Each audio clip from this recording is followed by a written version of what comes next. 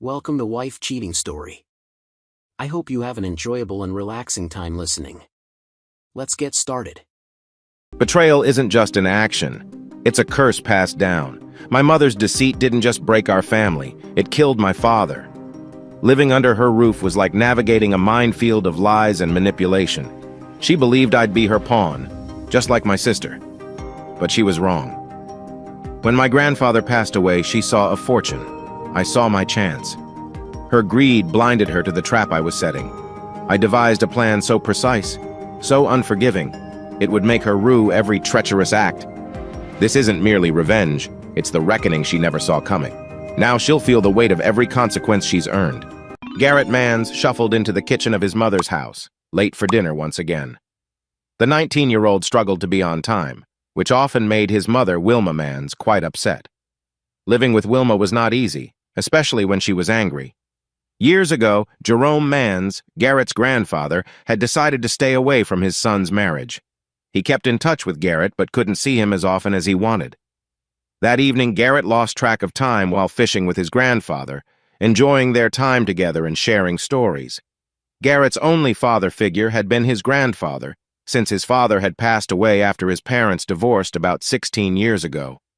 Wilma had wanted to keep Garrett from seeing his grandfather, but she allowed the visits at first for practical reasons, like needing help with childcare.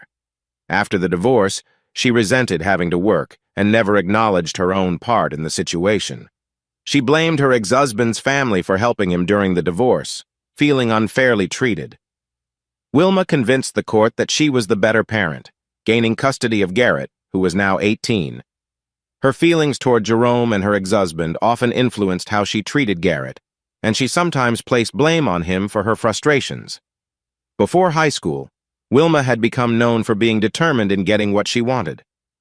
George, her husband, had been warned against marrying her, but his attraction to her made him ignore those warnings. Their marriage produced Garrett, but it soon showed that Wilma's demanding personality was hard for George to handle. Their relationship fell apart and they divorced, which only added to her feelings of frustration. Despite everything, Wilma believed she deserved a better life, thinking she was entitled to comfort without realizing the effort it took to achieve it.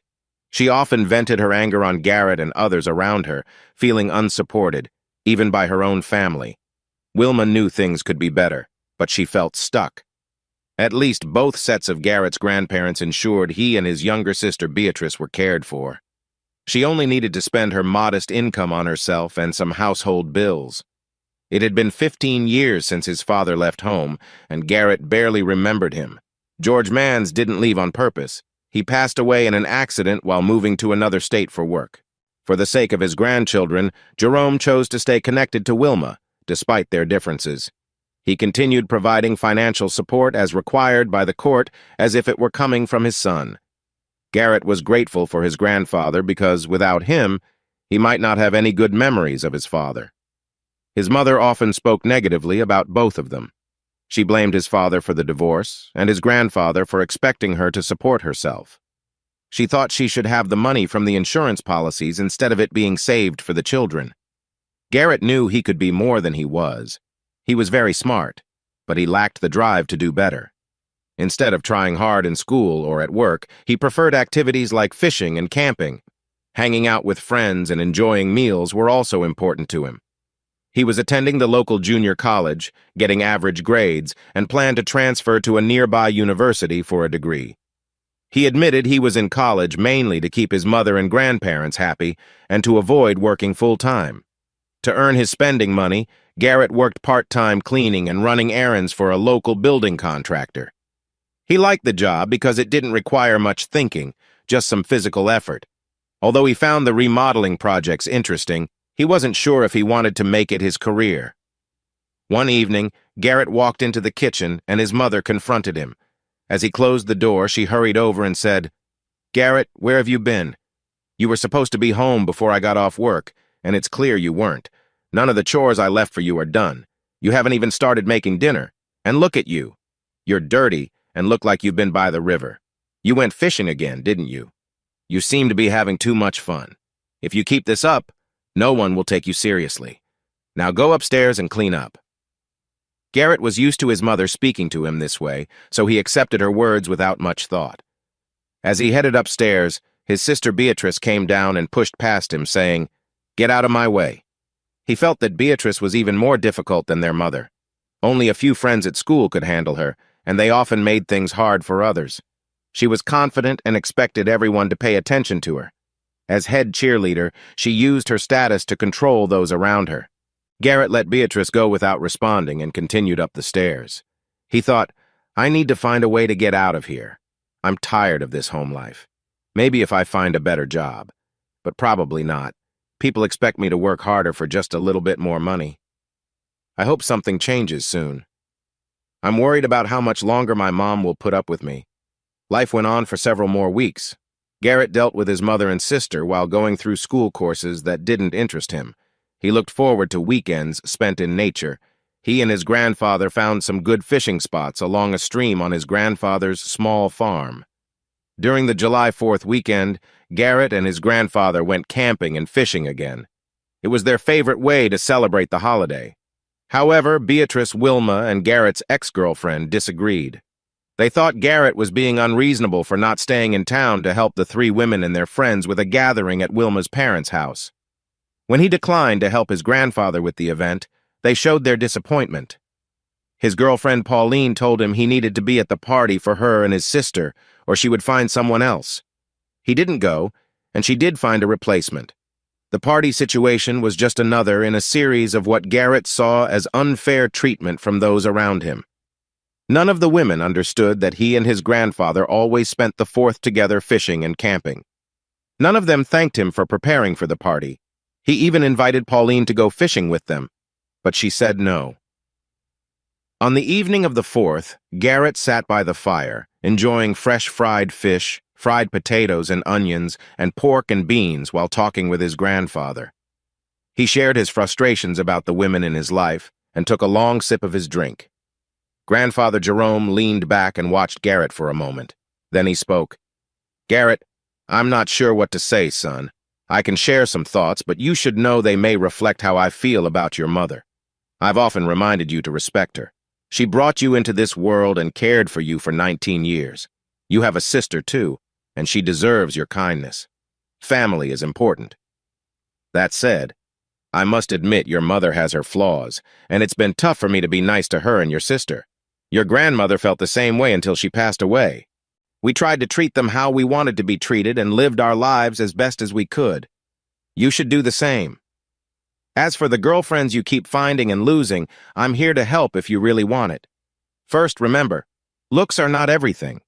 You often choose beautiful women as dates, many being friends of your sister or popular girls from school. Many of these women are good people. Just because someone looks good doesn't mean you should only focus on that. It is important to look for kind, gentle, and honorable people who share your values and interests. You also need to think about your future. You are very capable, but your grades don't show it right now. It's important for you to do better in school and figure out what path you want in life. A partner will look for someone with direction and purpose. When I was your age, I had a family and worked a full-time job while going to college. You have more chances than I did, so choose wisely. This choice will help you find the right partner, someone who will support your goals and be happy with the life you want. Take a moment to understand yourself before looking for someone special. I did this with your grandmother, and we had a joyful life together. We liked the same activities and worked well together. You can find someone special, too. Garrett wanted to argue about some of what his grandfather said, but as he thought about it, he realized he might be partly right. Many of the girls he dated were friends of his sister or his mother. They often had certain expectations and didn't share his interests. Maybe his grandfather's advice was wise. After thinking for a while, Garrett said, "I'll think about it, Grandpa, but it seems like you enjoy life without working too hard and you're doing fine." That's true, but when I was young, I worked very hard. I'm retired now, living off my savings and investments. I get that, but I also remember you spent a lot of time socializing and fishing. Isn't it okay for me to enjoy my life as well? A person should live how they want, as long as they don't hurt others or break the law. My goal is your happiness. After a few more drinks, The two of them put out the fire and got into their sleeping bags. The next morning, they woke up and enjoyed coffee while watching the fog rise over the river. After breakfast, they fished, swam, relaxed, and enjoyed the nature around them until evening, when the fish started biting again. After the long weekend, Garrett went back to his summer job at a construction company. He didn't date, but he spent time with some of the women who were around the men he worked with. Many were friends or partners of his co-workers. He noticed a big difference in how they acted compared to the girls he used to know. They were more relaxed and easy to be with, and he appreciated their company. Chapter 2. In the third week of July, Garrett walked into the local arcade and saw a recruiter from the National Guard trying to talk some teenagers into joining. Garrett ignored him and the group of younger kids and went to his favorite machine. It featured a soldier moving through the jungle on patrol. The goal was to get rid of enemy soldiers while making sure innocent people and allies were safe. After Garrett played a few rounds of his game, he saw that someone was watching him. He turned around, and the sergeant said, "You're pretty good at this game, son. Have you thought about joining the Guard and learning the skills for real? We have a good deal right now. There's a signing bonus for various roles if you qualify, and you can earn money while training for different jobs. After your first training, you would come back home and spend the next 6 or 8 years attending meetings one weekend each month and a 2-week summer camp each year. You would get paid for those weekend meetings and full pay and benefits for the 2 weeks in summer." "Really? How much do you get paid? And how long do I need to be away for the basic training I've heard you talk about?" "Well, son, your pay depends on a few things. Everyone starts as a private, unless they have education beyond high school, in which case they can start as a private first class. Did you finish high school? And do you have any college credits?" "Yes, I have 60 college semester hours. I've been going to the local community college and just got an associate's degree in construction technology. I'll have to attend a 4-year college next semester if I want to continue." "Great. We can probably sign you up as a private first class, and you'll make good money right away. You could start at about $1,700 a month while in basic and advanced training, plus housing and living allowances. If you live on base, you won't get those allowances, but if you live off base, you'll receive them along with your pay. After you come back home, you'll earn about $258 a month for each weekend, and $903 for your 2 weeks in the summer. That's pretty good pay for spending time with great people and serving your country." Something about the offer caught Garrett's interest, or maybe he was just frustrated with his life at home and wanted to explore this path. Whatever the reason, he said, "You know, I think I will do it. Gramps and I have talked about the Army, and he thinks it's a good chance." "Wonderful. I have the paperwork in my car if you want to come with me. We can get started today. Once I set up your appointments for tests and checkups, I'll take you. If you pass, we'll set your start date, and you'll be all set. Until you report for basic training, you can join your unit for the monthly meetings, but you won't be able to go if they are called up." Garrett did very well on the testing to see what jobs fit him best. He was in good shape, and the health check showed he had no issues. After getting the results of his health check and test, the recruiter was quite positive. He called Garrett and said, "Garrett, you really have a great chance in the Guard. You did well on the test, and I can place you in almost any military occupational specialty we have available. I have units that need aircraft mechanics, vehicle mechanics, supply clerks, and even medics. Just let me know what you're interested in, and I can likely find you a spot." "I just want to be a soldier. Are there any infantry positions open?" "Yes, but you might want to think about other options too. You could have a great job. I need to fill a medic position in one of the infantry units. How about that? You'd be in an infantry group and still get good training. After the medical course, it would help you find a job as an EMT in civilian life." "I don't know. I haven't thought about it much." "Just give it a chance. If you don't like it, maybe you can switch to something else. But with your score, this is a great opportunity. It even comes with a small bonus since they really need medics." "Okay, let's do it. Where do I sign?" Garrett signed the papers and reported for basic training at the end of August. He took to it naturally. Having spent a lot of time in the woods since he was young, he could move quietly and blend in well. He knew how to camp, navigate, and had good shooting skills. The only real challenge for Garrett in basic training was that it felt too easy for him. He didn't make many friends when he told his fellow trainees, "You guys need to relax. This is the easiest chance I've ever had. Where else can you get paid to explore the woods and learn new skills?" Garrett learned his skills well and graduated, though not at the top of his class since he liked to take it easy when he could. He didn't mind the work, but wondered why he should try hard if he didn't have to. After basic, he went straight to his advanced individual training as a medic. Once again, he did well academically, but ended up in the middle of the pack because he tended to slack off. He shined in the Hansen part of the training and in the classroom. Sadly, he wasn't what you'd call a self-starter. He needed direction on what to do. But once he received his tasks, he completed them quickly and to the best of his ability. Of course, he moved fast so he could relax afterward. After finishing the training, Garrett returned home and started his new life as a part-time soldier. He got back just in time for summer with his grandfather. He even returned to his old job at the construction company. Now, he felt settled. He had a great part-time military job along with another good part-time civilian job. He could hunt and fish whenever he liked and had more money than ever before. Life was good. In fact, the old saying, "It doesn't get any better than this," seemed perfect for Garrett. Chapter 3. On a hot Wednesday evening in late August, Garrett walked into his home after work and found his mother waiting for him. She said, "Garrett, your grandfather passed away this morning. You need to make arrangements for the funeral." Garrett sat down on the couch, feeling shocked and unsure of what to say or do. He felt lost. His chest felt tight, and it was hard to breathe. He wanted to speak but couldn't find the words. Almost immediately, his mother yelled, "Garrett, get off the couch in your work clothes. Go upstairs and change. Dinner will be ready in 10 minutes, and we won't wait for you." Garrett felt anger build up inside him at her harsh reaction to his grandfather's death. He was also upset that she hadn't called him at work to tell him. His face turned red and he almost stood up. He wanted to express his feelings, but she interrupted him again. "Don't you dare give me an attitude. You know the rules here. After you clean up and we eat, you need to call the funeral home to make arrangements." "Why didn't you call me at work?" Garrett managed to ask. "You didn't need the distraction. You need to help with expenses now. I'll need at least $100 each week from you on top of what you usually buy since he passed. That's what he was giving me for Beatrice, and I'm sure that will stop now.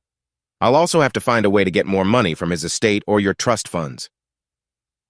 Just then, Beatrice came into the room, looking ready to go out. She glanced at her mother and brother and said, "What are you doing in here, Mom? I need to get to Rebecca's. We're going to a show and I can't be late. Isn't dinner ready yet?" Garrett knew she didn't care much about their grandfather, and her carefree attitude frustrated him. He turned to Beatrice and said, "Can't you see what you're saying? Grandpa's gone, and all you care about is being late to go out with your friends?" Beatrice replied defensively, "What does it matter to you if I go out? Now that he's gone, maybe we can get some of his money and live better." Garrett looked at his mother for support, but she stayed quiet. He turned back to Beatrice and said, "You're right. It's none of my business what you do, and I don't care. I'm leaving." Garrett hurried upstairs, leaving his mother and sister looking surprised. He quickly showered and packed most of his clothes into an old army bag, then carried it downstairs.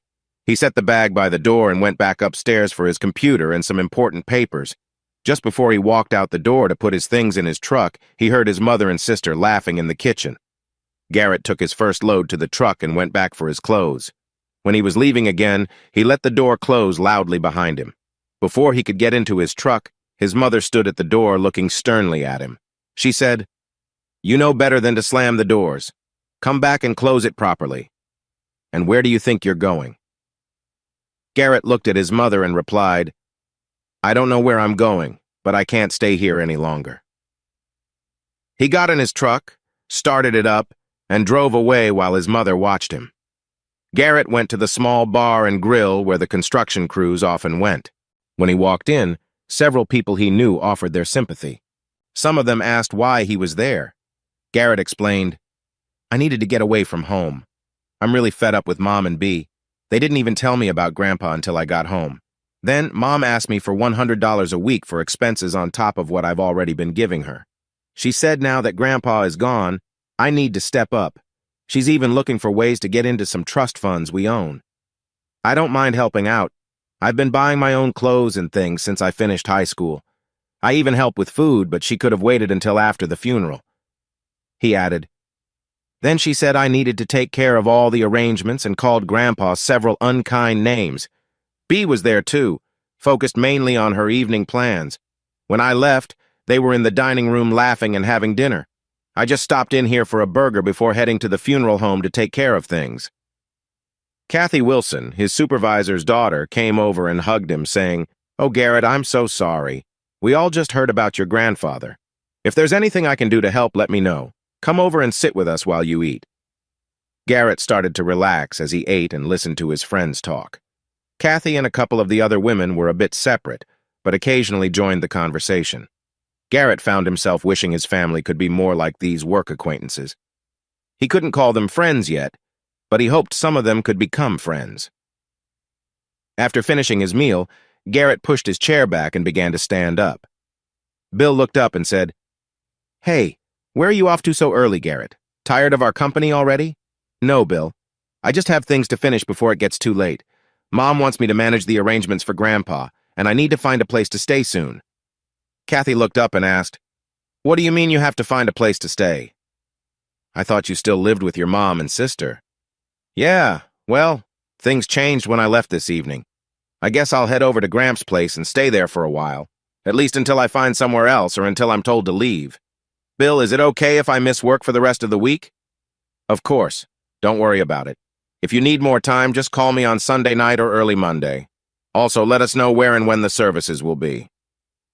They buried Jerome Mann on Saturday in the local cemetery next to his wife. Garrett was surprised that Wilma came, but Beatrice did not show up. After the service, Wilma walked up to Garrett and said, "I called Jerome's lawyer on Thursday to ask about his estate, but he wouldn't share any details. Do you know what's happening with it?" "No, I haven't heard anything. I've had other important things to deal with," Garrett replied as he turned to leave. Just before he got into his truck, Wilma called out, "Hey, Garrett, where are you staying? I need to know how to reach you if something comes up. Also, I didn't get your payment for last week's food and rent. When will you give it to me?" Garrett hesitated and looked back at her, feeling uncertain about what to say. "I'm staying at Gramps' house right now. About the money, I don't plan to send you any. I'm no longer living with you and I need everything I earn for my own expenses in college." "What? You know I told you I needed an extra $100 a week to cover my costs and to buy what Beatrice needs. I really need that money from you." Garrett stared at her, then got into his old truck and drove away, surprised by her response. On Monday evening, when Garrett returned home from work, Wilma was waiting for him at Gramps' house. She approached his truck as soon as he opened the door and said, "I came for the $100 you owe. We really need it soon." Before he could reply, she added, "I know you're not living with me anymore, but since you're still using this place, the rent is $125 per week, paid in advance. You can pay by the month if you want." "That's not fair. I told you I need everything I make to get by. You should find someone else to help you. Besides, this isn't your house. We don't even know who owns it now, but as I understand it, it should go to either Beatrice or me. The courts will decide. Garrett, I really need more money to live on. It wouldn't hurt to help us a little. If you moved back home, we could get by with what we both earn. You make decent money in the Guard, and you still work part-time in construction." "No, that's not going to happen. I have my own expenses, and I still have to pay for my college. It's not cheap, believe me." "Did you plan to help pay for my college, too?" Garrett locked his truck, walked past his mother, and entered the house, shutting the door behind him. The following Friday, Garrett got a call from Wilma. "Garrett, you and Beatrice received a letter from Jerome's lawyer. They want both of you to come for the will reading next Wednesday at 10 a.m. in their office. I haven't received my letter yet, and I hope it arrives soon because yours didn't say anything about the estate or how it will be shared." "You opened my letter?" "Well, yes. I'm your mother, and I thought I was helping you out. Just because it was sent to me doesn't mean you should open my mail. I'll come by after work to get it." "Actually, I don't have it anymore. I hired a lawyer to help us so we're not taken advantage of. I gave the letters to him." Garrett felt upset by this and quickly jumped into his truck, heading to the local post office. He rented a post office box and changed his address so that Wilma couldn't open his mail anymore. On the day of the will reading, Garrett arrived at the attorney's office at the right time. Wilma and Beatrice were already there with their lawyer. Wilma shot him a look when he walked in, and Beatrice pretended he wasn't there, as she usually did. Right on time, they went back to the conference room for the reading. The first thing the attorney did was verify their identities and then opened a folder filled with papers. He said, "This meeting is to outline how the estate of Jerome Mans, who has passed away, will be shared. All legal debts will be paid from the estate before anything is given to the survivors as he specified in his will. After settling any final bills and valid debts, the estate will be shared as directed."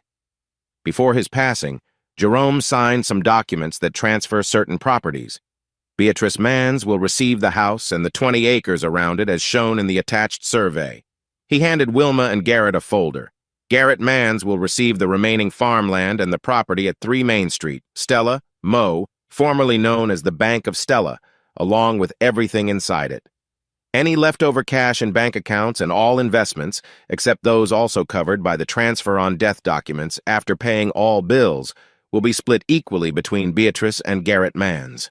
The real estate does not have to go through probate because Mr. Mans signed a transfer on death document years ago to directly hand over the property to his chosen heirs. The bank accounts and personal property do need to go through a legal process, but they don't hold much value. The lawyer looked at the 3 people in the room and asked, "Do you have any questions?" Wilma, her face red, said, "Yes, I have a question. I didn't hear anything in that will about me. What do I get?" "I'm sorry, but you get nothing. You are not related to Mr. Mans, and he did not include you in his will. His entire estate goes to your daughter and son. The house and land that your daughter inherited will be held in trust for her until she is an adult.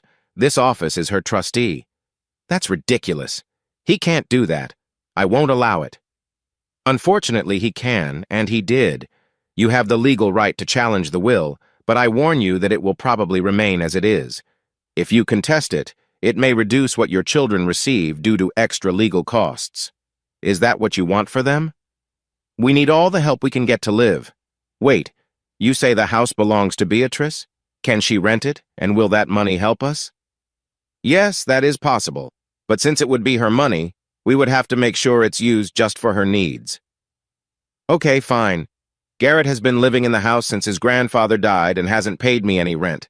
I request that you take $125 each week from his inheritance and give it to me as rent." The lawyer looked surprised. He turned to Garrett and asked, "Is that true, Garrett? Did you move into the house without paying rent?" "I moved into the house when Grandpa died. I never agreed to pay rent. Mom asked for $100 a week while I lived at home. I was already covering most of the groceries and my expenses, so I felt that was too high. I decided to leave when the house was empty and I had no other choice." "I'm sorry, but you didn't have permission for that. Your mother is right. Since the house belongs to your sister, you need to either leave or we must figure out a rent agreement. I will check the market value and let you know how much it should be." "That won't work for me. I can't afford that rent plus my own living and college costs. Wait, do you say the old bank is mine now? I could live there. If I remember correctly, there were apartments upstairs. Can I move into one of those?" The lawyer smiled and said, "Yes, that should work. So you wouldn't have to pay rent to yourself." Wilma spoke up. "What about the back rent he owes? We really need more money. How do you expect us to get by if he doesn't pay?" "I will find out what the fair rental value is and subtract that from his inheritance to pay your daughter, Mrs. Mans. I understand it can be tough for you, but I thought you had a full-time job." "I do, but it's hard to get by on about $48,000 a year." "I'm sorry to hear that. Many people in this area live well on less money. You should be able to manage comfortably with your salary." The attorney leaned back in his chair and said, "Unless there are more questions, I think we have covered everything for today." Everyone started to leave the room. Wilma and Beatrice were the first to go. The attorney then said, "Garrett, could you stay for a few more minutes? I need to talk to you about something else." Once his mother and sister had left, the attorney signaled to the door, and his assistant shut and locked it. He turned back to Garrett and continued, I think you know that what we talked about today is much less than what your grandfather owned. I'm surprised your mother didn't notice and ask about the other property. Before he died, he transferred all his business assets to his longtime employees using a special deed called a transfer on death, TOD. This means that the business and related property never became part of his estate or the property he gave you and your sister. I also find it surprising that your mother and sister didn't mention the business, especially since your mother works there. The attorney took a letter from his folder, looked at the envelope briefly, and handed it to Garrett. He said, "Your grandfather wrote this letter for you. Take a few minutes to read it, and then we can talk about it if you have any questions." Garrett opened the letter and read, "Garrett, you have brought me much joy. It may sound a bit odd, but I care about you a lot. I have left you some resources to help you earn a good living if you work hard. The only challenge you may face is your easygoing nature. I hope that joining the Guard would help with that, as it often teaches young men about responsibility. I was so proud when you enlisted. Sadly, it seems you only work enough to get by. If that's your goal, that's your choice. But if you want more, it's time to put in extra effort. If you try, there are no limits to what you can achieve. You can take things easy later in life and still make a good living, or you can aim higher and succeed. I hope you choose to succeed. You have the potential to do so. I know your mother and sister often rely on others for help, and I regret that you'll have to deal with that. I can legally remove your mother from my will, but not your sister. I felt it was important to leave her something, so I gave her the house and a small piece of land. She can live well there if she manages her money carefully. It will be a nice place for her and a future partner. I think she and your mother might sell it and use the money, but either way, I have done my part for her. As for your inheritance, I hope you keep the land and enjoy it, either by farming it like I used to, or by fishing and camping there, just like we did in recent years. I also left you the old bank building and the lot it sits on. As you know, I haven't been in the old bank since it closed, so I can't remember exactly what is still inside. I do know there are some stock certificates there that now belong to you. They used to be a big part of my income. It doesn't really matter what else is in the bank because everything there is now yours. I never returned to the bank after Dad passed away. I did send someone to check for leaks on the roof and to make sure the building stayed in good shape. We had to remove the outside stairs to the apartments for safety, but when that was done, the building was still mostly okay for its age. We also took down the outside stair landing and the decks to keep unauthorized people out of the apartments. As far as I know, the building is still strong. I don't know what you will decide to do with it, but it is yours to use or sell. Some of the old furniture might be worth a good price if you want to sell it. Remember me with love and good memories, focusing on the happy times. I will do the same for you. Goodbye, son." After he read the letter, Garrett leaned back in his chair and looked at the attorney. When he saw Garrett relax, he said, "Your grandfather left me some money to help you, Garrett. He thinks your mother might try to challenge the will. If she doesn't, I will use the money for your legal help until it's gone, or I retire. At that point, I will give you any remaining amount. Your grandfather listed the property and stock accounts as transfer on death, but there isn't much left in the brokerage account. Soon you and your sister will get confirmation about the ownership of the property. I have already sent his death certificate to the necessary places and started the transfer for you and your sister. The only things that need to go through the court process are a few personal items and some bank accounts. You can take ownership of your building and land whenever you want. Now I need to go to my next meeting. If you have questions or need more assistance, just call me, Garrett. Make sure to see Stacy for your keys to the bank on your way out." That afternoon, Garrett went to his grandfather's old house and packed his belongings. He went to the old bank, hoping to move into one of the apartments. As he stepped inside the building, he sneezed from the dusty air. To his surprise, the desks and teller cages were still filled with papers and calendars, as if someone had just left for the day. However, there was no way to reach the upper floors from inside. He noticed a door on the side of the building for the second and third floors but couldn't reach it. He remembered that his grandfather had removed the outside stairs for safety a long time ago, so he would either need to live in the bank itself or find a way to build stairs to access the apartments. At least the bases for the stairs and balcony were still there. For now, he decided to make the bank his home. His first task was to get electricity and water back into the building. From what he saw, he would need to rewire everything, as the old wires were not safe. Since the bank had never had city water, he had to address that too.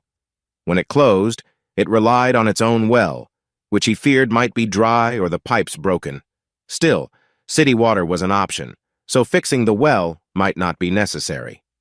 The next morning, Garrett woke up early. He usually enjoyed sleeping in, but the hard floor didn't allow for that. He quickly got dressed and headed out, planning to grab breakfast at the cafe next door.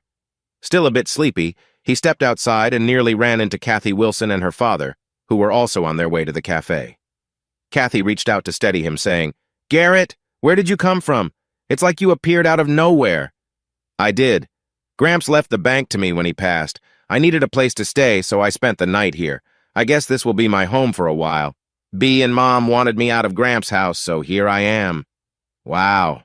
Well, come with us. We're heading to the cafe for breakfast." "Sure, I'll join you. I'm not sure what to do about food and water, though. The old bank doesn't have power or water, and I need to fix that.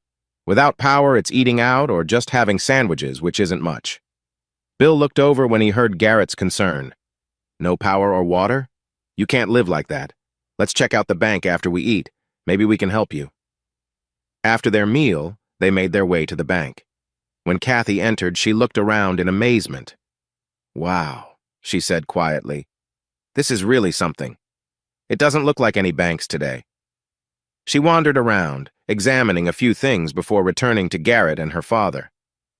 "Garrett, a lot of this stuff is really old. I think you could sell it for a good amount and use that money to fix your water and power. What else is here?" "I'm not sure. This is all I've noticed. The vault is locked, and I don't know the combination. I haven't looked in the drawers or desks yet." "Can I check some drawers while you and Dad search around?" "Sure." After a quick look around the bank, Bill said, "The building looks solid, but we will have to remove all the wiring and plumbing since they are not in good shape. Are you sure you want to live here?" "Maybe not here exactly, but in this building. The upper 2 floors were meant to be apartments, but Grandpa had the stairs taken out long ago to keep the kids away. I was hoping to live upstairs in one of the apartments." Bill went outside and said, "Let's get the ladder from my truck and see what's up there. We can at least check the 2nd floor and maybe the 3rd. After placing the ladder, Bill looked up at the boarded-up doors and windows. He put on his tool belt and climbed the ladder with a small pry bar. He carefully pried at the plywood blocking the door. When it loosened, he pulled it away and climbed higher to finish the job. After a short try with the doorknob and realizing it was locked, he called down to Garrett, "Do you have the keys?" "Let me see. I have some old keys from the attorney."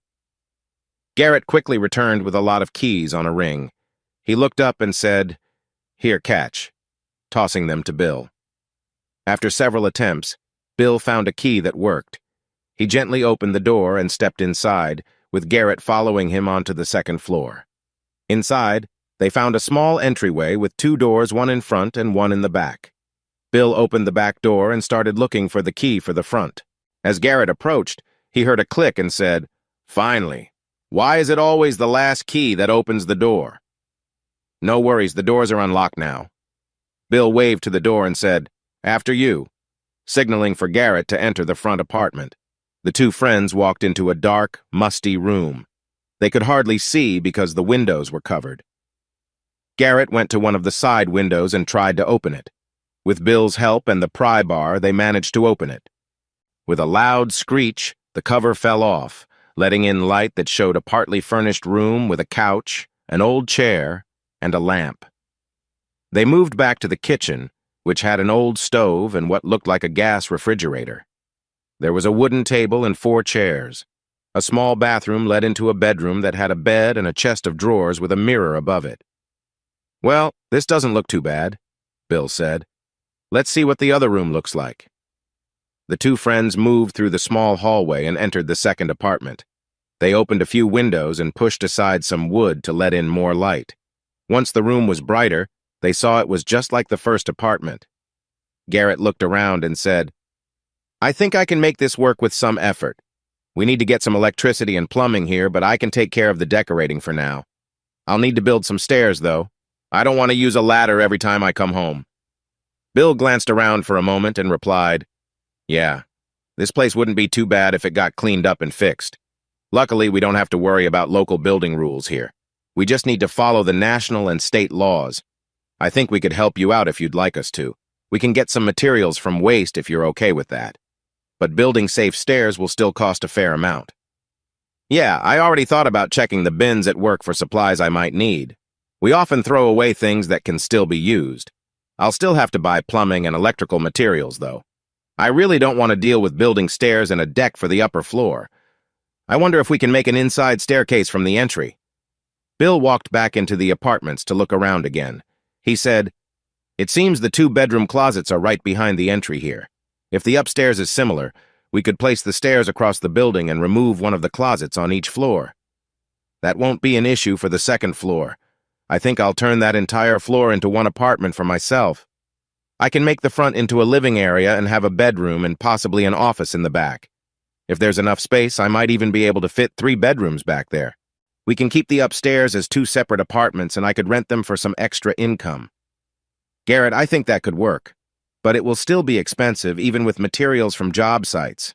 I can help you, but I won't skip on safety. Again, we're fortunate this town doesn't have strict building rules or inspectors to deal with." "Yes, but I still want to do it right. I appreciate your offer to help, but I really can't pay anyone. I would like to have a larger deck outside, maybe even wrap it around the front for a view of Main Street." "Who said anything about money? You're a friend. And if I want to spend some of my free time helping you, I will. As for the deck, that might be doable. It just depends on how much work it takes to put in anchors and supports to hold it. It's important to remember that we need to take care of the old wood and fixtures in the building. Before starting any work, you should check with the government. If you can get the building listed as a historic building, there are grants and support available for renovations. There might even be some tax breaks. If you do list the building, you'll have to keep the outside looking as it originally did. This might affect adding a balcony in the front. If it's registered, you need to maintain the exterior as close to its original look as possible." "That sounds good. I really like how the building looks, and the idea of getting financial help is great too. But I don't know how to apply for those benefits. Do you have any information on that?" "I know a little, but Doris in the office can help you with that. For now, let's get you set up with some wiring for the bank and get you connected to city water so you'll have a place to stay while we fix things up. It will take some time since I can only work part-time in the evenings. I won't be available every evening or weekend either." "I understand. I can handle most of the work myself, but I will need help with the heavy tasks, especially with the stairs and deck. If it isn't too costly, I want the deck frame to be made out of steel." They entered the bank and saw Kathy sitting at a desk, looking through some old magazines. She looked up and said, "Garrett, I found some really interesting things. Check out these pictures. I think this one is from the grand opening of the building.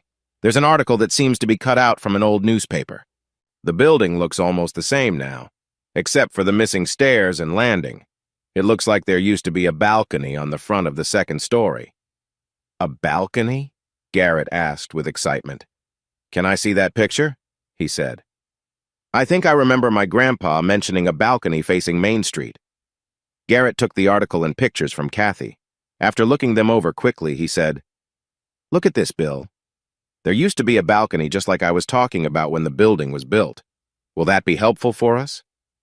"It sure will, Garrett. There must have been supports in the front at some point.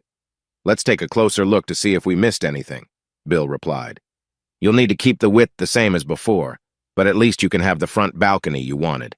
It seems like it would be about the same width as the sidewalk, maybe 8 feet at the most. There wasn't a balcony on the 3rd floor, but there was a nice roof covering the 2nd floor balcony and sidewalk. For its time, this was quite an impressive front." Kathy waited, a bit impatiently, as the 2 men talked about the balcony. She didn't quite grasp why it was such a big deal, and was very curious about what was in the drawers and vault. She soon spoke up, saying, "Garrett, I still want to check out the desks in the vault. Some of the teller's drawers are locked too. Do you have the keys for those? Can you open the vault? It would be really cool to see inside a real bank vault." Garrett handed her the keys and said, Here are all the keys I have. Feel free to look around. I have some papers the lawyer gave me over there on the big desk. If the vault's combination isn't in those papers, I don't know where else it could be." Kathy took the keys from Garrett and rushed to the locked drawers and rooms. As she grabbed the keys, she said, "Cool, thanks." Garrett and Bill shared a smile and shook their heads. Bill and Garrett went outside to look at the front of the building more closely. As they inspected it, Bill said, "Look, Garrett, there are some faded spots on the blocks. I wonder if they fixed in the anchors after the balcony was taken down. It looks like that might be the case. If so, it could make putting in a new balcony much easier and cheaper. It will also help when you apply for historic status. You're not changing the building. You're restoring it to its original look." The two men continued talking about the work and costs involved in fixing up the building. Garrett agreed to hire his employer's firm to build the framework for the stairs and balcony, as it needed to be done right for everyone's safety. Chapter 5. Back inside, Bill and Garrett looked at the decor for a moment, and Bill asked, "Have you thought about what you want to do with this floor? That solid walnut wood and trim will look beautiful if you can keep it and include it in the bank's design. This area would make great office space for a small business." "No, I haven't thought about what to do with the building besides living upstairs. I didn't even think about fixing up the apartments I don't use for rentals until you mentioned it. I'm not sure I want to deal with rentals after hearing about all the issues you guys face with damage and late payments. I could use the extra money, though, so I might. If you find a good way to screen your renters, that helps. The laws usually favor renters more, so you have to be careful with the apartments, or you could get into trouble. Kathy and her mom manage my rentals, and they seem to have it under control. We still get some late payments, but most of the damage is just normal wear and tear. I haven't had to evict anyone in over a year. If you choose that path, maybe they can give you some advice. Or even better, with the few apartments you have, they might help manage them for you. Well, that's a long way off. I need to get things back in order first. What do you think I should start with for fixing this place? Should I work on the plumbing or the electricity first? I think plumbing makes sense, so I can at least clean up." "Yeah, I agree. Look, I don't have much planned for today. I can go home and grab some pipes and tools if you want to try your hand at plumbing. You can start taking out the old pipes while I'm gone. We can get some of the work done inside now, and then next week you can call the city for a meter and connect to their system." The outside walls of the old bank were made of thick limestone blocks, so a lot of the plumbing and wiring were inside the room instead of in the walls. This wasn't ideal for looks, but it made it much easier for Garrett to remove the old wiring and plumbing. He carefully set aside all the old pipes and wires for recycling later. The copper wire would sell for a good price and help pay for expenses. After pulling out all the pipes and wires he could reach, he built wooden paths for the utilities when he replaced them so they weren't visible anymore. Where he could, he ran the utilities inside an interior wall. By the end of Sunday, they had finished the plumbing for the downstairs toilet in the bank and for his one bathroom and kitchen in his upstairs apartment. Much of the plumbing was temporary because Garrett planned to remodel the bathrooms later and install newer fixtures. He intended to keep the sinks and toilet in the same spots so there wouldn't be too much extra plumbing work needed. They even had some temporary wiring set up to provide light and power for an air conditioning unit and cooking. Now all he had to do was contact the electric company and city to get service started. The next task would be building stairs so he could get into his apartments easier than climbing a ladder. That took almost a month working with a contractor and cost more than Garrett wanted to say. He made sure the job met his expectations, and he helped keep costs down by finding used steel for the frame. He even managed to make the deck look as much like the picture Kathy had found as possible. Now he had a nice place to sit outside and watch life go by when he found the time. Much to his surprise, throughout the summer, one or more of the men he worked with would come over and help with some of the heavier tasks, or with jobs that Garrett wasn't sure how to do. Even better, none of them would accept payment for their help. He always made sure they had plenty to eat and drink. Sometimes he even held a barbecue by the stream on his farm for his co-workers. They had worked hard on the plumbing and wiring throughout the building. By the time fall arrived, only the finishing touches were left. He decided to update the bathrooms with new fixtures to hide the plumbing. Building the stairs from the second to the third floor took almost 2 weeks, but once it was done, It was much easier to reach the two upper apartments. Garrett was pleasantly surprised to find that he could afford all the renovations. This was partly thanks to Kathy, who had the clever idea to sell the old items they discovered at the bank on eBay. The antiques sold quite well. People were excited about the old office supplies, calendars, and documents she found. She even handled shipping, keeping the extra fees as payment. So far, they had not been able to enter the locked vault. Garrett had been too busy to think much about it, but Kathy was keen to see what was inside. Though she agreed with Garrett that they had bigger priorities, she often asked him when he would open it. Finally, in late November, Garrett completed the two apartments on the third floor and made them ready for rent. The old bank was 30 by 72 feet, giving each floor a space of 2160 square feet. The shared entryway and stairs trimmed the area in the two apartments down to about 1,000 square feet each. Since they were in a small town, he set the rent at $475 a month for each apartment. To his surprise, the apartments rented within 2 weeks of being advertised. This meant $900 a month in income for him to live on or to invest in his apartment or the bank on the first floor. Kathy and her mother agreed to help him for $25 per apartment each month. Utilities were not included in the rent, so most of the money went directly to Garrett after small costs for insurance and property taxes. Eventually, Garrett decided to call a vault company to assist with opening the safe since he couldn't find the combination. On the day the technician arrived, many of his friends were there for the grand opening. Kathy stood right behind the technician, bubbling with curiosity. After about 30 minutes of work, the technician finally turned the vault handle. With a loud click, the door opened slowly. While he continued working on the old vault, Kathy hurried inside to explore. Just inside the vault door was a row of safe deposit boxes. Some were locked while others were open. Deeper inside, a thick steel gate was securely locked. Kathy pulled on it, sighed, and realized it wouldn't budge. She turned and hurried back to the desk she had been using, picked up the keys, and quickly entered the vault. There, she began trying different keys until she found one that unlocked the folding door. She pushed it open and stepped inside, stopping to gaze at the shelves, amazed by what she saw. On the shelves were several trays filled with coins of all kinds, from small pennies to shiny silver dollars. Further along, there were stacks of paper money in different amounts: 1s, 2s, 5s, 10s, 20s, 50s, and hundreds. The larger the bill, the smaller the stack. Kathy turned to Garrett and said, "Look at all this money. There must be thousands of dollars here. You could finish college and take care of everything at the bank without any trouble." Bill stepped past Kathy to look at the money. He picked up some bills and coins, whistled in surprise, and put them back. Turning to Garrett, he said, "Kathy is right, Garrett. This money is worth much more than it looks. Those coins are real silver, and some of these bills are special certificates. I don't see any Federal Reserve notes here. When the country stopped using the gold standard, old gold and silver certificates were supposed to be turned in. You have something really valuable on those shelves. Keep this vault locked and don't tell anyone what you found, or you could have big problems." Bill then led Kathy out of the vault, reminding her to keep quiet about their discovery. As they walked through the room with safe deposit boxes, she paused and asked, "I wonder if there's anything in those locked boxes?" Garrett, while locking the door, replied, "I'm not sure, Kathy. I saw the board with the keys for the boxes back in the vault. We can check them later." He started to walk past her when he noticed a book on a small desk.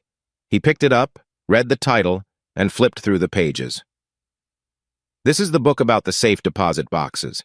It seems that the locked boxes belong to either my family or the bank. The rule was that if a box was empty, it would be left open, so there's likely something inside the locked ones." Once they were out of the vault, the technician approached Garrett and said, "I've finished the maintenance on the vault. I can give you the combination now, or we can change it if you'd prefer." "That's fine. Let's keep it as it is. Can you leave me instructions to change it later if I need to?" "Of course. If you'll come with me, I'll show you what you need to know, and then I'll get out of your way." After a 20-minute discussion and tutorial, the technician closed and locked the door, while Garrett unlocked it and locked it again.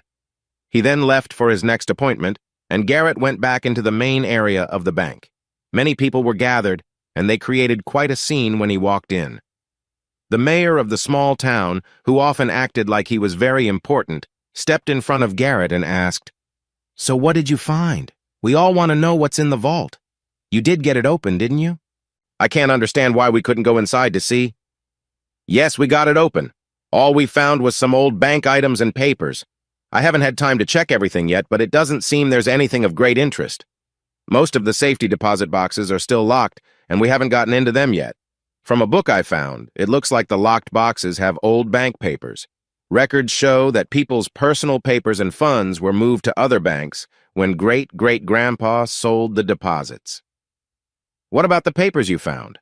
I'm the chairman of the City Historical Society, and I need to know so we can record this in our city history books. I need some information to tell the reporter when he arrives." Garrett looked at the small man, feeling frustrated, and replied, "You know I can't share that with you. What's in the vault is private. It's my responsibility, not yours." "We'll see about that.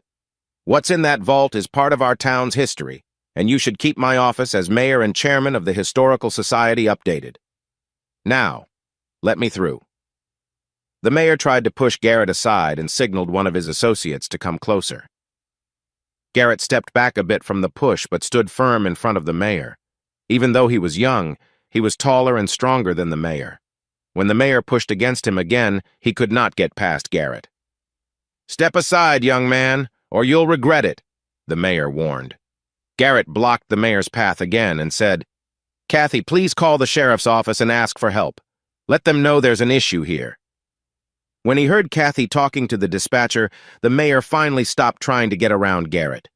As he left the building, he shouted, "You will regret this, young man. You can either share what you found willingly, or I will make you.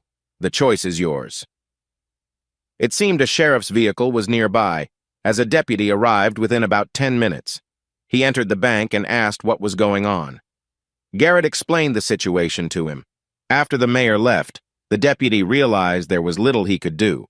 He decided to find the mayor to explain that unless he could show proof of documents or money belonging to the city in the vault, he had no legal right to access it. Once things settled down, Garrett called his lawyer to talk about the issue. He learned that nothing could be done until the mayor tried to do something wrong to get into the bank.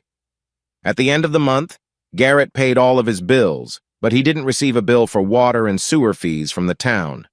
He didn't notice the missing bill until he found a letter on his door saying his service was stopped because he hadn't paid. When he tried to get some water, he discovered there was none. He asked his tenants, and they confirmed they had received their bills and paid them, so they still had water. When he went to the city offices, they told him they had sent the bills, and since he hadn't paid his, the shutoff was justified.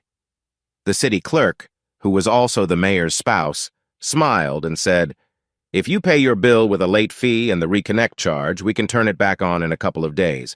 That would be $21, $64 for water, $10, $00 for the late fee, and $75, $00 to reconnect your service." "That's unfair. I didn't get the bill. I'll pay the late fee, but the reconnect fee isn't right. If you mailed me the bill, I should have received it." "I'm sorry, but that's how it is. Do you want to reconnect or not?" "Yes, I want to reconnect. Let me write you a check." "I'm sorry, but since you owe money, we only accept cash. I can't take your check." "You're joking. You take checks from others." "Yes, but they are all up to date. Once you pay your bills and work with us, I'm sure you can pay by check like the reliable customers." "What do you mean, work with you? This is my first issue, and why am I being treated like I'm at fault?" Now you see how it feels, don't you? If you follow the right steps, maybe these problems can fix themselves. Suddenly, Garrett understood this was all part of the mayor's plan. He glared at the clerk and left the office. When he got home, he called his lawyer, but unfortunately, he found he had no choice but to pay the amounts required. The lawyer explained, if they have a policy for shutting off service due to unpaid bills, and most companies do, they have acted correctly, assuming you were informed of the policy. Most utility companies have rules about what happens if you pay your bill late. You should find your service contract and look it over. I'm sure it mentions this somewhere. I suggest you mark your calendar and visit the city office before your bill is overdue to make your payment until the issue is sorted out. If you can show that they are bothering you and did not send the bill, You might be able to avoid paying the reconnect fee. The next day, around mid-morning, a sheriff's patrol car arrived at the job site where Garrett was working. The deputy asked for Garrett and was shown where he was. After confirming Garrett's identity, the deputy said, "You have been accused of making threats to the Stella City clerk in her office yesterday, Mr. Mans. Thankfully, they have no proof and no witnesses, so we can't arrest you.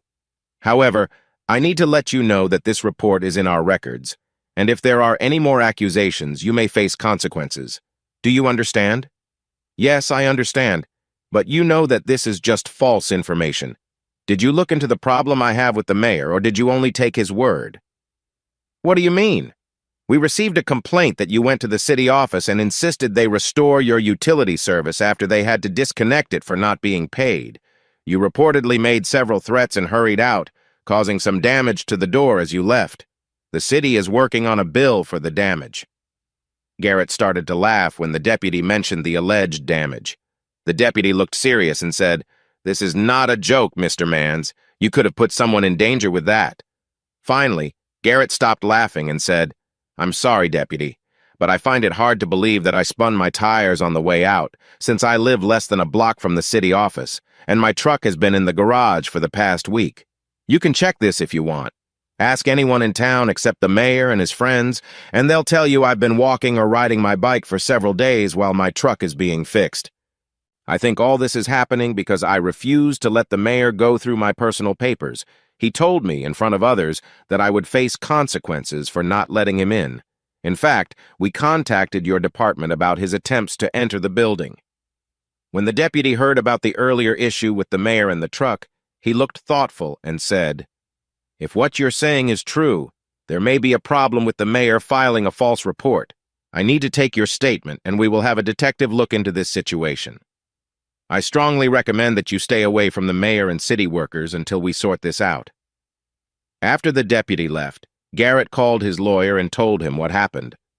"Mr. Douglas," the lawyer said, "you should follow the deputy's advice and keep your distance. When you're near city offices or workers, it's smart to record your conversations so they can't make false claims against you. It might also be good to have a friend with you, and always get written records for any cash you pay." Later that evening, Garrett asked Bill, who was driving him to work until his truck was fixed, to stop at an electronics store. He bought a small tape recorder that could fit in his pocket. It was a good choice because just as he was walking up the stairs to his apartment, the mayor blocked his way. The mayor said, "Are you ready to work with me now, or do you need more persuading?" When Garrett saw the mayor, he quickly turned on the tape recorder and calmly asked, "What do you mean, Mr. Mayor? What am I supposed to be helping with? Why are you here on my property?" "You know exactly why I'm here. I told you that if you didn't let me see the documents you found in the bank, there would be problems. I've only just begun, and look at what it's cost you. Over $100 in a month just to keep water in your building. If you keep refusing to cooperate, you could find yourself in trouble, maybe even legal trouble. Now, when can I access the bank?" "How about never? I've told you that the papers in the vault are private and you have no right to look at them. Please leave my property or I will call the sheriff for trespassing." "Fine. Let me know when you're ready. From now on, anything that happens is on you. I've warned you." The mayor walked away angrily, and Garrett slowly made his way up the stairs to his home. After dinner, he thought about what the mayor had said. He decided to take a stroll around town to see if he could think of something useful. He called a couple of friends to fill them in on his latest meeting with the mayor. The next morning at work, Garrett heard one of his friends call out, "Hey, Garrett, come over here for a second. I have something for you." When Garrett approached, his friend showed him a short video clip he had recorded that morning. "I was passing by the back of the city office, you know I live close, and I saw the mayor talking to the meter reader behind the offices. They looked like they were having a heated conversation, and then the meter reader slapped the mayor on the cheek. I saw the moment when the mayor stumbled back and broke the glass in the door. He looked like he might have been hurt." "I guess you aren't the only one the mayor has upset," I said. Garrett laughed and replied, "Good. Now maybe he'll leave me alone." About an hour later, the same deputy who had talked to Garrett before came up to him. This time, he took out his handcuffs and said, "Garrett Mans, you are under arrest for alleged assault and damage to public property.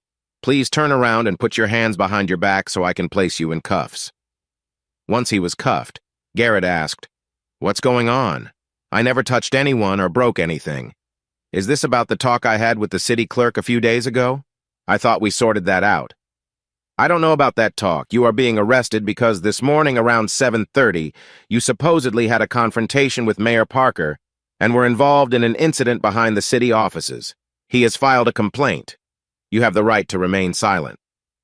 As the deputy was leaving, Garrett called out to his friend, "Hey, Darren, please send that picture to my phone and to Mr. Oliver Douglas, my lawyer. I think I might need it." When Garrett and the deputy arrived at the county seat to process him, his lawyer, Mr. Douglas, was already there. After finishing the paperwork, Garrett was able to talk to Mr. Douglas. The lawyer said, "It seems like this situation might get worse. Did you have an argument with the mayor? Is there any truth to this claim?" "No, this is totally untrue. When I got home last night, the mayor was waiting for me and tried again to enter the vault. I wonder why he wants to see inside. What is he really after? It can't just be an interest in history. If he had asked properly, we might have shown him some historical documents. When I refused again, I told him to leave my property. He said to let him know when I was ready to cooperate and that whatever happens would be my responsibility. Luckily, I recorded our conversation like you suggested. You have it on tape? That's great. Where is the recording?" "Unfortunately, I think the sheriff has it. I had the recorder on me when I was arrested, and it was still running when they cuffed me." "Oh, did they mention the pictures Darren took this morning behind City Hall? I wonder if that could help." "What do you mean?" Mr. Douglas asked. "Darren told me he saw the meter reader and the mayor having a heated discussion this morning, and that the meter reader struck the mayor, causing him to hit the door. I bet the mayor got hurt, and instead of telling the truth, he's blaming me. Darren was meant to tell you about the video he got. That should clear me." Mr. Douglas smiled and said, "I think I have enough information for now. I need to get your recording before it gets lost or deleted, and I also need to find the witness from this morning's event. You should be able to post bail after your first hearing, but if things go as I think, they might let you go. I wouldn't be shocked if the mayor finds himself in trouble instead. The hearing will likely happen tomorrow or Thursday at the latest." The rest of the day and night felt long for Garrett. He sat feeling scared about possibly staying in jail for a while and angry at the mayor for what was happening. He just could not understand why this was all going on. Yes, he had said no when the mayor asked to see the vault and its papers, but why was that such a big deal?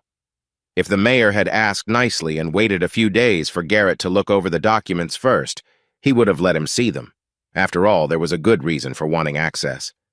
Some documents could help understand the town's history better. Garrett just didn't want to give the mayor free access, especially before he knew what was inside. The next morning, Garrett was taken to the courthouse for his hearing. He felt embarrassed in his bright orange jumpsuit with shackles on his legs and handcuffs on his wrists. 3 other people in a similar situation were with him, and they drew attention as they walked from the transport van into the courthouse. Garrett's case was first, which he appreciated. When he entered the courtroom, he saw some familiar faces. Bill, Kathy, Darren, and a few other co-workers were there, watching him from their seats. The mayor was also present, and when he saw Garrett, he smiled, though it was clear he had some injuries from what had happened before. After sitting through some awkward moments in the noisy courtroom, Garrett heard the bailiff stand and announce, "All rise for the Honorable Judge Judy McFarland." When the judge arrived and took her seat, she invited everyone else to sit down. After the gavel struck, she called the session to order and then started with Garrett's case. She read the charges against him and explained that this hearing would determine if there was enough evidence to go to trial for the claimed offenses. The prosecutor stood up to present his case first, explaining to the judge and the court how dangerous Garrett was. He said he had witnesses and proof that Garrett had hurt the mayor that day and had a history of making threats. He described the events from that day. After the prosecutor finished, Mr. Douglas stood to challenge the claims made against him. He said, "Your Honor, my client pleads not guilty to these charges. I have proof that shows my client did not do any of the things he is accused of. If it is all right with the court, I would like to present these facts in the order they happened." First, the claims about threats made at City Hall have no supporting evidence or witnesses. It is simply my client's word against the mayor's wife, who is also the city clerk. Second, on the day in question, my client's car was at the garage for repairs, so he could not have caused the damage described. I have evidence to show this, which I would like to present as Defense Exhibit Number 1. Also, my client was not near City Hall when the supposed incident with the mayor took place. I have witnesses who can confirm that he was with his supervisor on their way to a work site, using another means of transportation. Mr. Douglas went on, I also have video from the morning of the incident, Your Honor, which shows that it was not Mr. Manns, but another person who was involved with the mayor. The clear evidence shows that my client did not commit the alleged offense. The people in the courtroom whispered to each other about the new information. The judge then said, Quiet. Be silent or I will clear the room. As Mr. Douglas broke down the prosecutor's case, the prosecutor looked upset. Meanwhile, Mayor Parker stood up and rushed toward Garrett, shouting claims and showing anger. When the mayor tried to approach Garrett, Garrett raised his hands to defend himself. Bailiffs quickly took hold of Mayor Parker. Once the mayor was secured, the judge said, Arrest that man for disrespecting the court, and I may consider more charges after reviewing the evidence and statements in this case. The judge turned to Garrett and Mr. Douglas, then banged her gavel again. She declared, I find no reason to hold Mr. Manns for trial on these charges. Case dismissed. It was past noon when Garrett was finally released from jail and allowed to go home. He felt worn out both in his mind and body from what he had been through. At least now he understood some of the mayor's actions better, although he still didn't fully grasp why the mayor was so hostile. If he ever knew the name of the bank robber who had tried to rob a bank and harmed his great-great-grandfather, he had long forgotten it. By the time Garrett got home, his friends had already heard about his release. Some were waiting to greet him, and they cheered as he stepped out of the county vehicle that brought him home. An informal gathering formed in the shade near his building. To his surprise, he felt himself start to relax as some of the stress faded away, replaced by snacks they had ordered from the cafe down the street. Just before 3 in the afternoon, the garage called to let Garrett know that his truck was ready to pick up. Garrett and Kathy drove the 20 miles to town to pick up some supplies, even though they likely had a bit too much to drink. When they got back to his house, the small parking lot was full of people celebrating. Some hadn't even noticed Garrett had been away. Garrett couldn't remember what time he finally climbed the stairs to his apartment and fell into bed. He recalled telling his coworkers that he was taking the rest of the week off before going back to his job. He enjoyed working with his hands and seeing how buildings took shape from his efforts. He especially liked the challenges of remodeling and restoring older homes. He felt proud of his work restoring the apartments in what used to be a bank. His own apartment was bigger than those he renovated for rentals. The rental units had been upgraded into nice apartments, much nicer than most in the small town where he lived.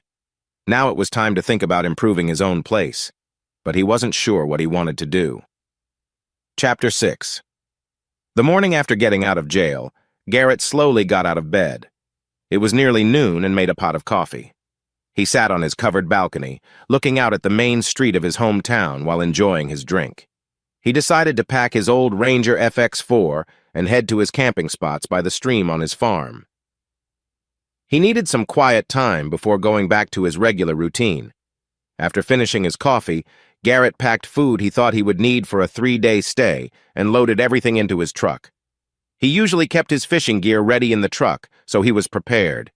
He wished there were a store in town to get some extra food, but there wasn't. He took a short detour to pick up a few things he needed before heading to his campsite. Once he reached his favorite camping spot, Garrett got to work right away. He set up his tent using a couple of plastic tarps and prepared a spot for a fire later. He grabbed a drink and his chair, sitting back to enjoy the sounds he loved. He watched the stream flow by, with fish occasionally jumping in the deep area next to his campsite. In the distance, he heard an old tractor and baler, as a neighbor worked on a small field of alfalfa hay. Occasionally, a cow would moo or a rooster would crow. Garrett could feel his stress melt away as he relaxed, soaking in the peaceful sounds of the countryside. As dusk approached, Garrett stood up and took his fishing pole from his truck. Garrett looked around until he found a few grasshoppers and some grubs, then he made his way to the river to catch his meals. The fish seemed to prefer the grubs over the grasshoppers. In just half an hour, he caught 2 nice crappies and decided to stop fishing for the day. He left one fish on a stringer for the morning and cleaned the other one to take back to his camp for dinner.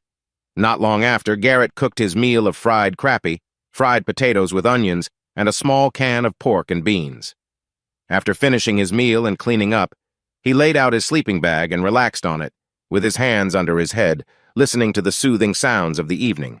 He enjoyed the chirps and croaks of wildlife, and particularly liked the splashes of fish jumping as the night slowly settled around him, bringing a calmness that he didn't find in the city or even in his small town. The next morning, Garrett woke up with the sun and quickly brewed some coffee. While it brewed, he took a refreshing dip in the cool water to wash away the lingering feelings of the night before. After his swim, Garrett poured a cup of coffee and sat by the stream, enjoying the view as the fog lifted from the water in the morning light. Birds moved about, and now and then a fish would splash in the calm water. By the time the sun was fully up, he had finished his coffee and was ready for breakfast. He cooked some bacon, an egg, and more potatoes with onions, planning to keep the crappies for later. Once breakfast was done and the dishes washed, Garrett put on a pair of old shorts, grabbed his fishing gear, and walked down to the stream. Instead of fishing where he was, he unlocked the chain holding his old John boat to a tree and pushed it into the water. He walked over to a small building, unlocked it, and took out a small outboard motor and a gallon of gas. After attaching the motor to the boat, he returned to get some padding for the seat and 2 oars as a backup. On his last trip to the boat, he took a cooler filled with sandwiches and drinks for the day. Garrett started the motor and moved upstream slowly. He leaned back in the seat, enjoying the peacefulness of the river. The soft sound of the motor didn't bother him at all. He made his way upstream, surrounded by beautiful old trees, with the occasional sighting of a cow or calf. The large tree canopies kept him shaded for most of the journey. Finally, nearly 2 miles from where he started, Garrett turned off the engine and let the boat drift to a stop at a deep part of the stream. As the morning quiet surrounded him, he allowed the boat to flow back downstream with the gentle current. Instead of fishing right away, he reached into his cooler and grabbed his first drink of the day. He opened the can and leaned back in his seat, taking a sip. He stretched his legs and relaxed as the riverbanks passed by slowly. Soon, the boat lightly touched the shallow water near the shore under an old oak tree. Garrett stayed there until he finished his drink, then got ready to fish for the first time that day. When he became tired of fishing in one place, Garrett used the oars to push the boat back into the current and let it drift gently. He continued to fish while the boat floated until it came to rest again. At that point, he either pushed off once more or stayed to fish for a while. Sometimes he took breaks to enjoy another drink or have a sandwich and chips. He lost track of time completely, having left his watch back home. It was late afternoon when Garrett finally floated into view of his campsite. He had caught enough crappie for the day, so he decided to head back. He beached his boat on the gravel by his camp and started carrying his gear up to the tent. As he made his first trip up the bank, Garrett noticed a familiar face sitting in his chair, sipping from a drink. As he approached, Kathy stood up and said, "Garrett, you worried me. Why didn't you tell me you were coming out here today? When you didn't answer your phone, I got worried and drove to your place, but you weren't there. So I came out here to see if you were around. How are you?" "I'm fine, Kath. I really didn't feel great yesterday morning. I didn't even get up until almost noon. What time did the gathering end?" "I'm not sure. I woke up in my truck around 4:30 and everyone had left, so I drove home. I haven't felt that way in a couple of years." "Yeah, same for me. I'm glad the authorities didn't show up." "Who brought all the drinks and snacks? Some of the guys there weren't old enough, and we could have gotten into trouble over that. By the way, I heard on the radio this morning that the mayor ended up in the hospital after a problem with one of the inmates at the jail." Garrett chuckled and said, "Well, at least this time they can't blame me. Couldn't have happened to a better person." "Is he hurt badly?"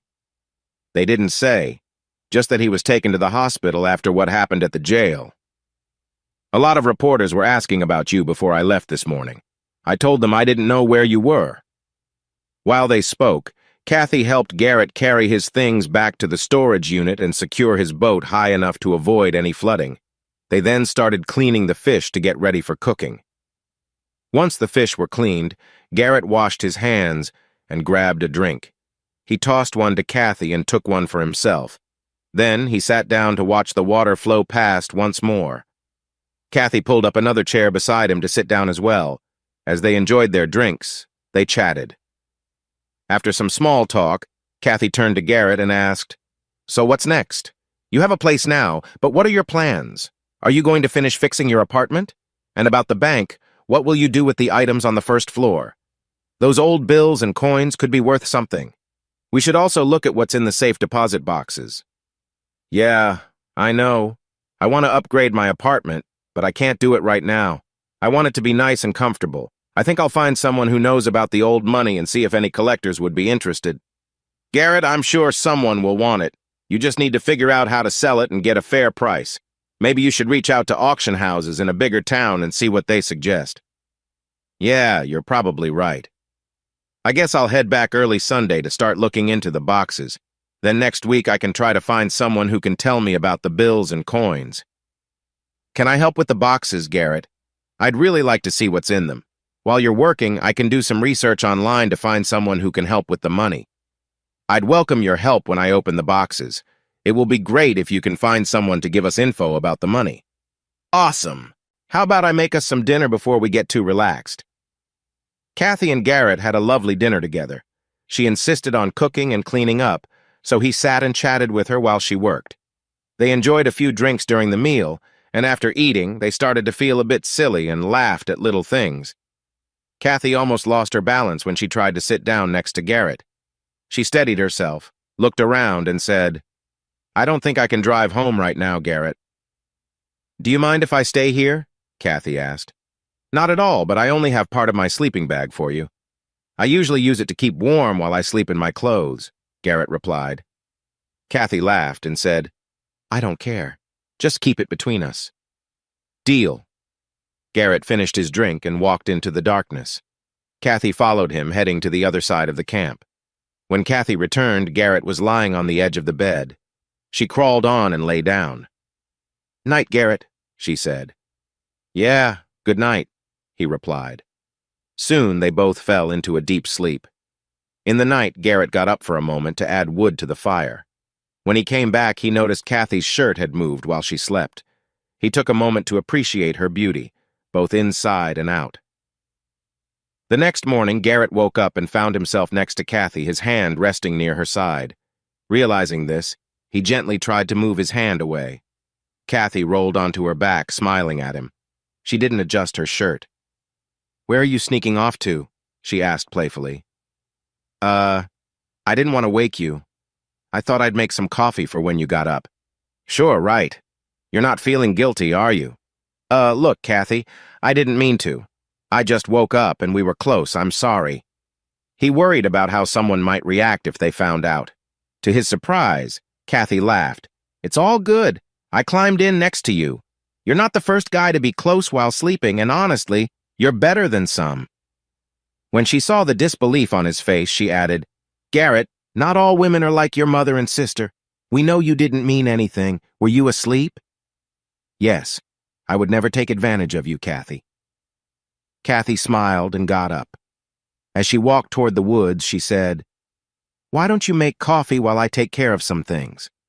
Then we can talk about something more fun." Garrett watched silently as she moved gracefully across the clearing and into the trees. After coffee, they had a light breakfast and cleaned up. With the day warming up, Garrett walked into the stream to relax. Kathy, in her shirt and shorts, joined him, looking at him playfully. "What? Am I not allowed to cool off too?" "Well, yeah, but you don't have on a swimsuit." "So? Do you?" "No. I trust you to be respectful, Garrett. Can we drop it and get going soon? I'd like to explore the vault before it gets too late." "Yeah, I guess." After a few more minutes in the water, Garrett reluctantly headed back to the bank and dried off a bit. As he set down his towel for Kathy, he turned away when she said, "Garrett, you've seen all I want you to see. Could you please go back to camp until I can get out? Garrett reluctantly returned to camp and started packing the things he would take home. He heard Kathy coming out of the water, but looked away to give her some space. She was holding her shorts in one hand and had a towel over her shoulder.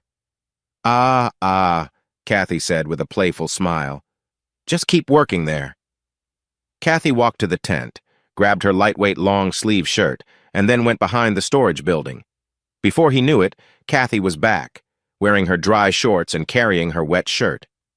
The two friends finished packing up, and Kathy followed Garrett as they drove back to town, stopping at his house. They carried things upstairs and put them away, then enjoyed a tall glass of iced tea before heading downstairs to the bank.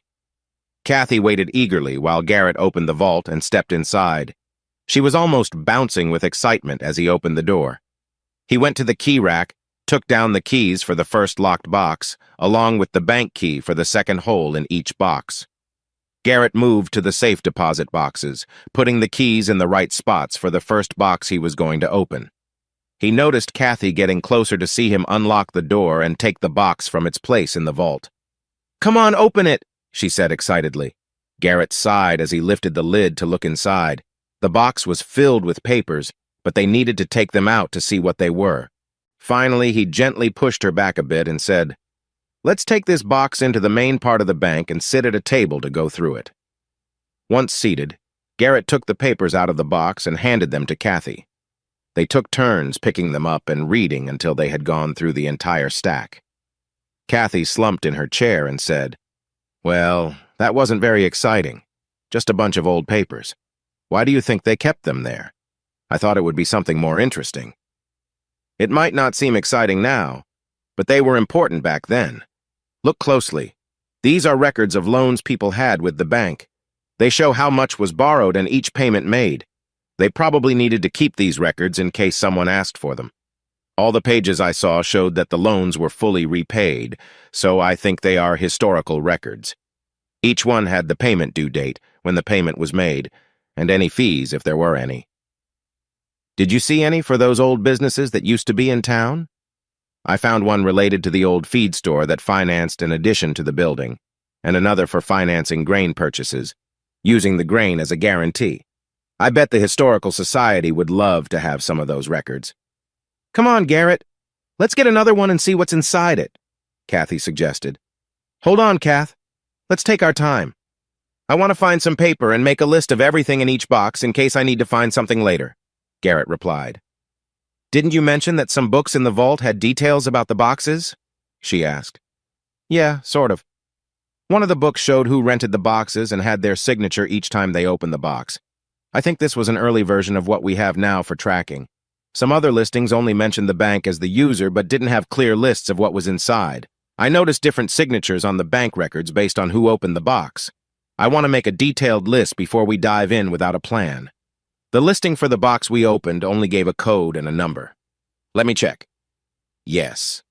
Look here. The code for this box is PDLN 1936. All those loans were paid off, and they were dated 1936. I guess that means these are paid loans from that year. I'll write down the name of the person or business that had a paid loan here." Kathy took the book from the table when Garrett set it down and flipped to another page. "Look here, Garrett. Box 19 has a code BDS 3645, and Box 17 has a code STK Carts, but no numbers. Let's check them out now." "Oh, come on, Kathy. Let's stick to our plan and go in order so my entries stay consistent," Garrett said. "All right, but please hurry," she replied. The two friends went back to the computer and entered the code for Box 1.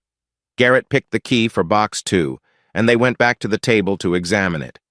They spent the rest of the afternoon opening and counting the boxes set aside for the bank. Many of them held operating records. Surprisingly, 2 boxes contained valuable items. One had coins, while the other held a few pieces of metal. Finally, they reached Box 17. When they opened it, the code made sense. It held several printed stock certificates. A few of them were from companies still in business, like one for the Union Pacific Railroad for 300 shares.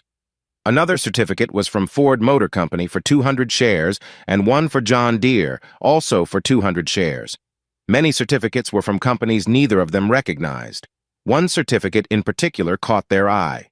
It was for 100 shares of the Computing Tabulating Recording Company, issued in 1911. Garrett and Kathy made a list of the companies and how many shares they had. They put away the certificates and moved on to the next box. Unfortunately, box 18 was empty, just like a few others marked for bank use. When they opened box 19, they found bearer bonds. These bonds were payable to anyone who had them, with no records of who owned them. They noted the company name, face value, issue date, and maturity date of the bonds, and locked the box again. Finally, they opened the last locked box and recorded its contents. After replacing the last key, they set the books and inventory sheets on the shelf in the vault, closed it, and locked the door.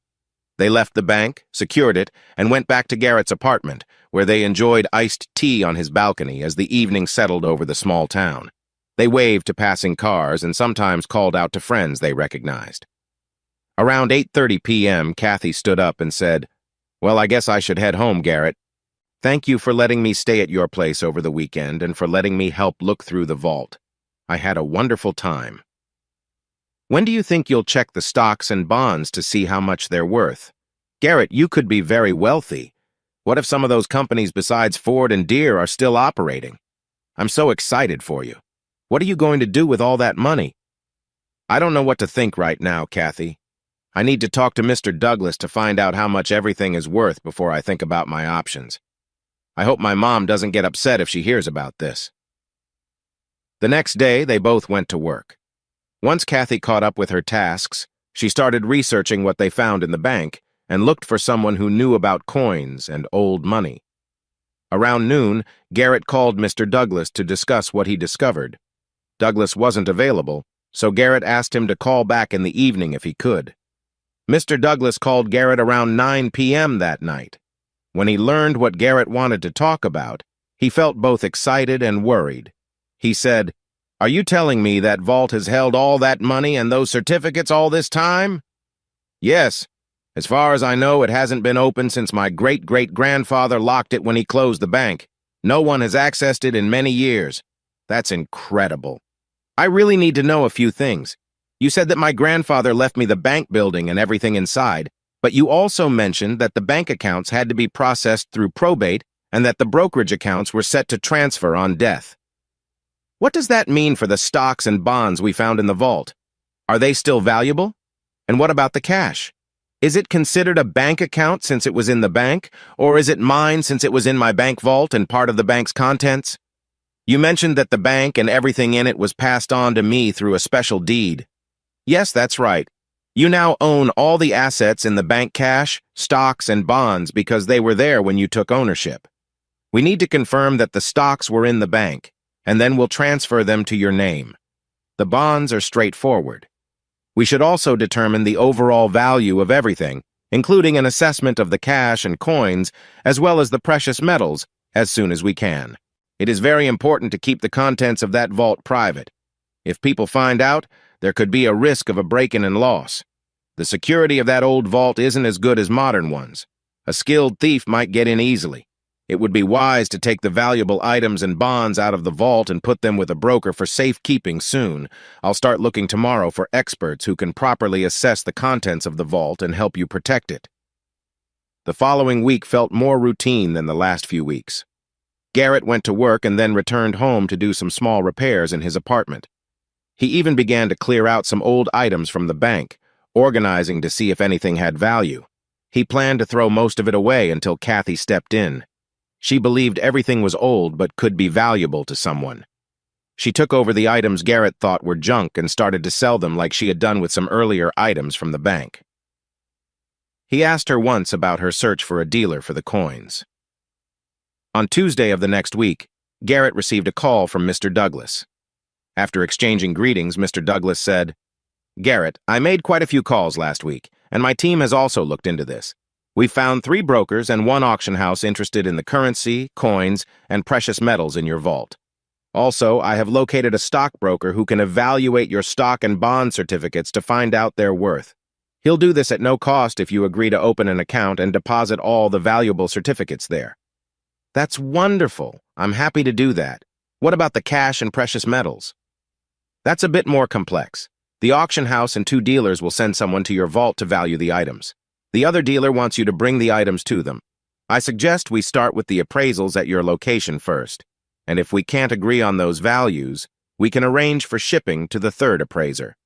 The precious metals may need to be sent to someone who specializes in them if the appraisers don't want to handle that. That sounds good. When can we do this? You can set the timing to suit your schedule. You need to be there for the appraisal, and I recommend having a witness or 2 with you. I can send someone from my team if you'd like. I really think it's a good idea. We should make copies of the certificates before you send them to the stockbroker. We also need to take pictures of the coins and money and gather written receipts for all the items in the vault as they are sent to different dealers and auction houses. All right, we can do it your way. I can take time off work pretty much any day if you give me a few days' notice. Do you want to set the appointments or should I? Will all the appraisers come at the same time? I can set up the appointments for you. It might be better if not all the businesses come at once. Let's have one appraiser come one week and the others in the following weeks, if that works. Okay, go ahead, Mr. Douglas. 2 weeks later, the first appraiser arrived. They got to the bank around 8:30 on a Wednesday morning. After a few quick greetings, they asked if they could start. There was a 3-person team, the head appraiser, a clerk, and a photographer. Garrett and Elizabeth Prevost, who is Mr. Douglas's assistant, were also there. Around 10, Kathy arrived. When the appraiser entered the vault and saw all the money and coins, he paused for a moment. He turned to his photographer and said, "Take a picture of the racks before we start, and make sure to get clear shots of each bill and coin as we go, both front and back." Then the appraiser looked at Garrett and said, "I'm afraid we might not finish this today. There is more here than I expected. Do you have internet access? And should we work here, or can we move things to another part of the building? We can work wherever you think is best. I have Wi-Fi if you need to go online.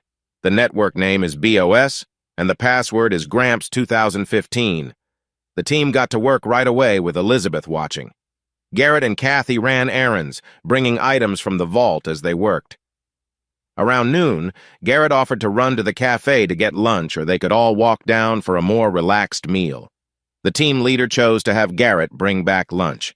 They ended up finishing their work close to 11 p.m. As they were leaving, the appraiser said, "We should have the official appraisal ready by the end of next week. We will send you a copy and an offer if you want us to buy the collection. We will also offer to be your agent if you wish to sell items gradually through our firm."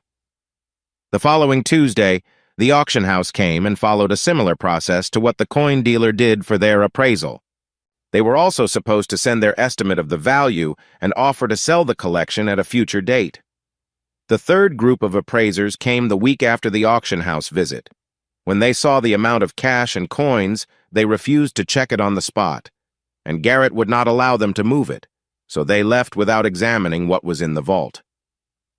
Garrett was still waiting for the stockbroker to call with the value of his stocks and bonds when the 2nd appraiser left. Many of the stock certificates were for companies that were not well known, and he did not expect much from them.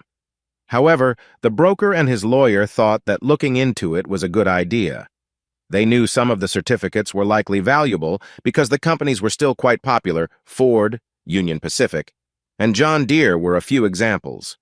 Even if the other certificates were not worth much, Garrett had enough money to fully pay for the renovations to his building, and some extra in case he decided to sell his certificates. Later that Thursday evening, after the last appraiser had left, Garrett received a call from his stockbroker. This time, the broker seemed different in his tone. He seemed more concerned about the conversation. Garrett noticed a change, but he could not quite identify why. After exchanging friendly greetings, the broker said, "Garrett, I'm not sure how to start this talk. First, let me say, you are a very wealthy man.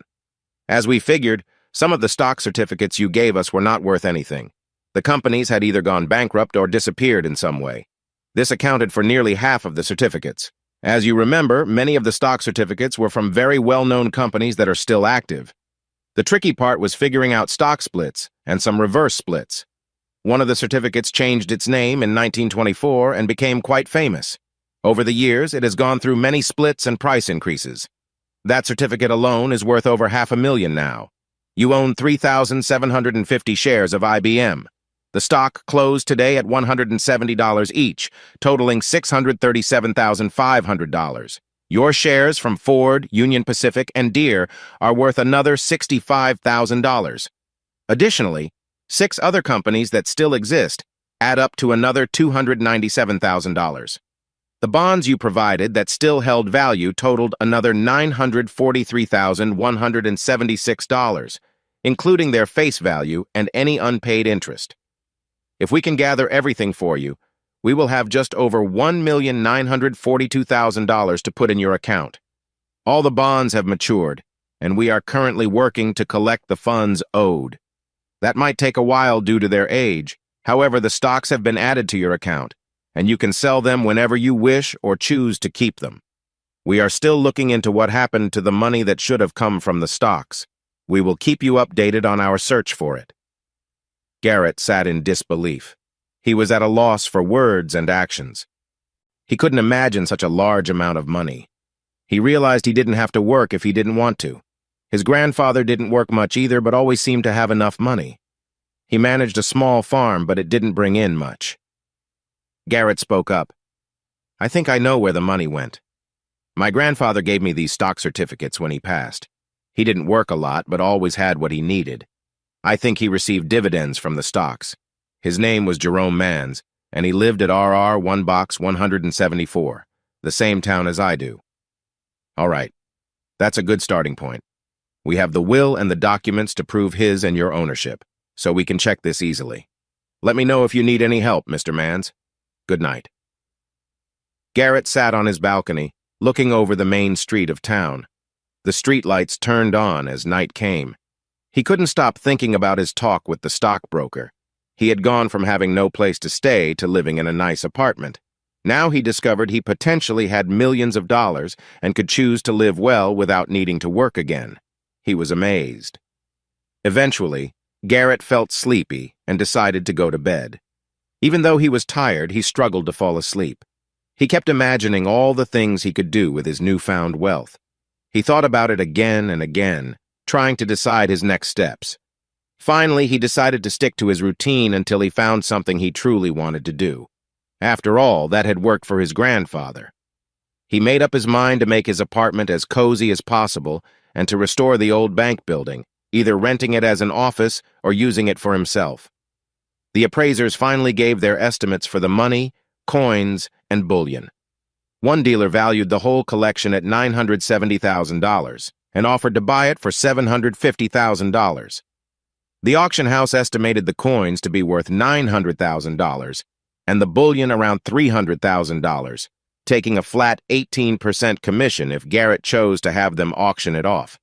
Since he didn't need the cash right away, Garrett decided to let the auction house handle the sale. If it sold for their estimated value, he would make about $984,000, which was much more than the dealer's offer. He decided to take the chance. The auction house sent a secure vehicle to pick up the collection. It took almost a full day to count the items again and get a receipt ready for Garrett. While this was happening, many people from the town stopped by the bank to see what was going on. When someone got too close to the armored car, the guards kindly sent them away. By the time the truck was loaded and left, everyone was buzzing with rumors. When Garrett entered the cafe for dinner, he was met with many questions about the day's events. He simply replied, "I found some belongings of my great-grandfather that I needed to send for safekeeping. My insurance company wanted extra security." Garrett went back to his normal life, working at his same job, driving his old pickup truck, and keeping his usual eating habits. Gradually, the attention on him faded, and life settled back to normal.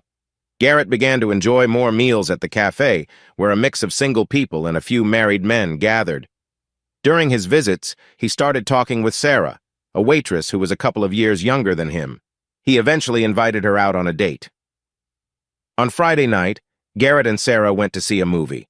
After that, they returned to his place for a drink. As they climbed the stairs, some of her friends noticed them and made lighthearted comments. Around 1 a.m., Garrett dropped Sarah off at her home.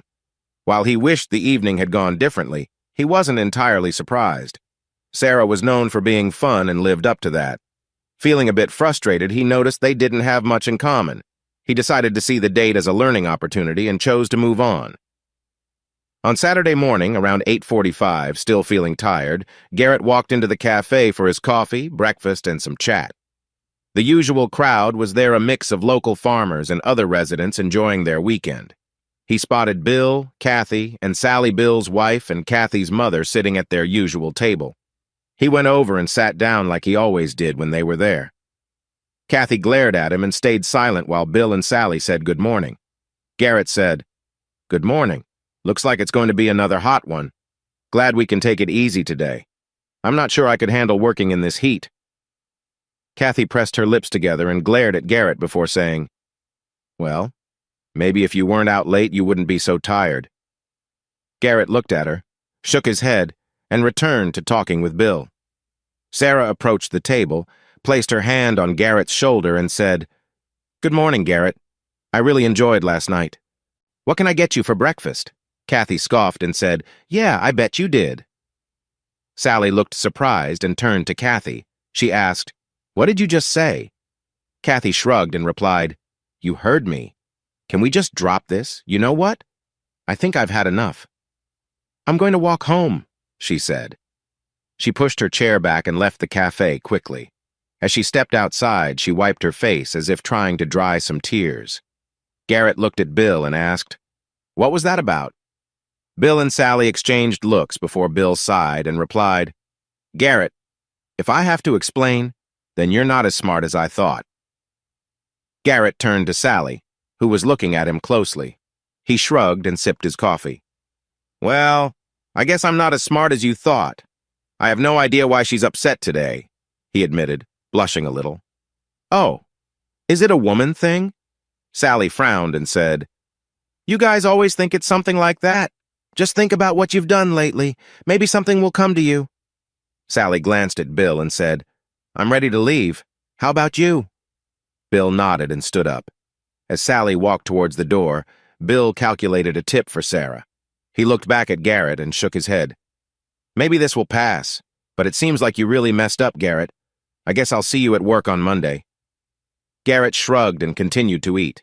He leaned back in his chair, sipping his coffee and chatting when a couple of his younger friends walked into the cafe. Pete and Trevor smiled when they spotted Garrett and came over. They pulled up chairs and Pete asked, "How was the date? Did it go well, or was it a flop like usual? Why did you go out with that girl when you had someone nice like Kathy around? When did you and Kathy split up anyway?" "What? Kathy and I didn't split up. We were just friends. You should know better than to talk about a date like that. Sarah and I just went to a movie and talked for a bit before I took her home." Pete and Trevor laughed, and Trevor said, "Yep, another flop for Garrett. Hold on. Why did you bring up Kathy? She seemed a bit off this morning and walked home when I arrived. Do you know what's wrong?" Trevor replied, "Let's see. You and Kathy have been spending a lot of time together. She's been at your place more than her own. You take Sarah out and Kathy gets upset and you don't see what's going on? You really need to pay more attention. You're lucky it wasn't worse. But we were just friends.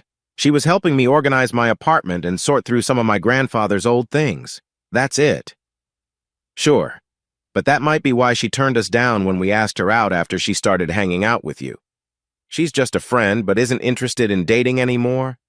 That must be tough for her right now." Pete and Trevor talked with the other men in the cafe while Garrett sat quietly, lost in his thoughts about the unusual events from that morning. He recalled his time with Kathy over the past few weeks. Could she feel something more than friendship? She always seemed to care about his happiness and offered help. When she was close, she often touched him gently. She greeted him with warm smiles and brought him coffee or tea now and then. Had he missed her feelings? If Kathy did see him as more than a friend, what about his feelings for her? He felt bad thinking that he might have hurt her. He valued her friendship and thought she was kinder and more mature than Sarah. Feeling mixed up, Garrett pushed himself away from the table and stood up. After he tucked his chair in, he walked to the register to pay for his breakfast and coffee. While Betty Jean, the owner, was making his change, Sarah came over and put her arm around him. With a smile, she asked, "So, what are you doing today, Garrett?" "Not sure. I need to work on the remodel but need to buy some supplies first. Probably going to town for that. I finish at 2. Oh, that's nice. You'll have some time to relax then. Well, see you later. Garrett walked out of the cafe, not noticing Sarah's surprised look. Betty Jean had to turn away quickly to hide a smile. It seemed the date hadn't gone as well for Garrett as it had for Sarah. Garrett was deep in thought. Kathy nearly dashed out of the cafe when he joined her. It looked like he had two women feeling upset with him now. He got into his truck and drove to Neosho to visit the friendly staff at Lowe's.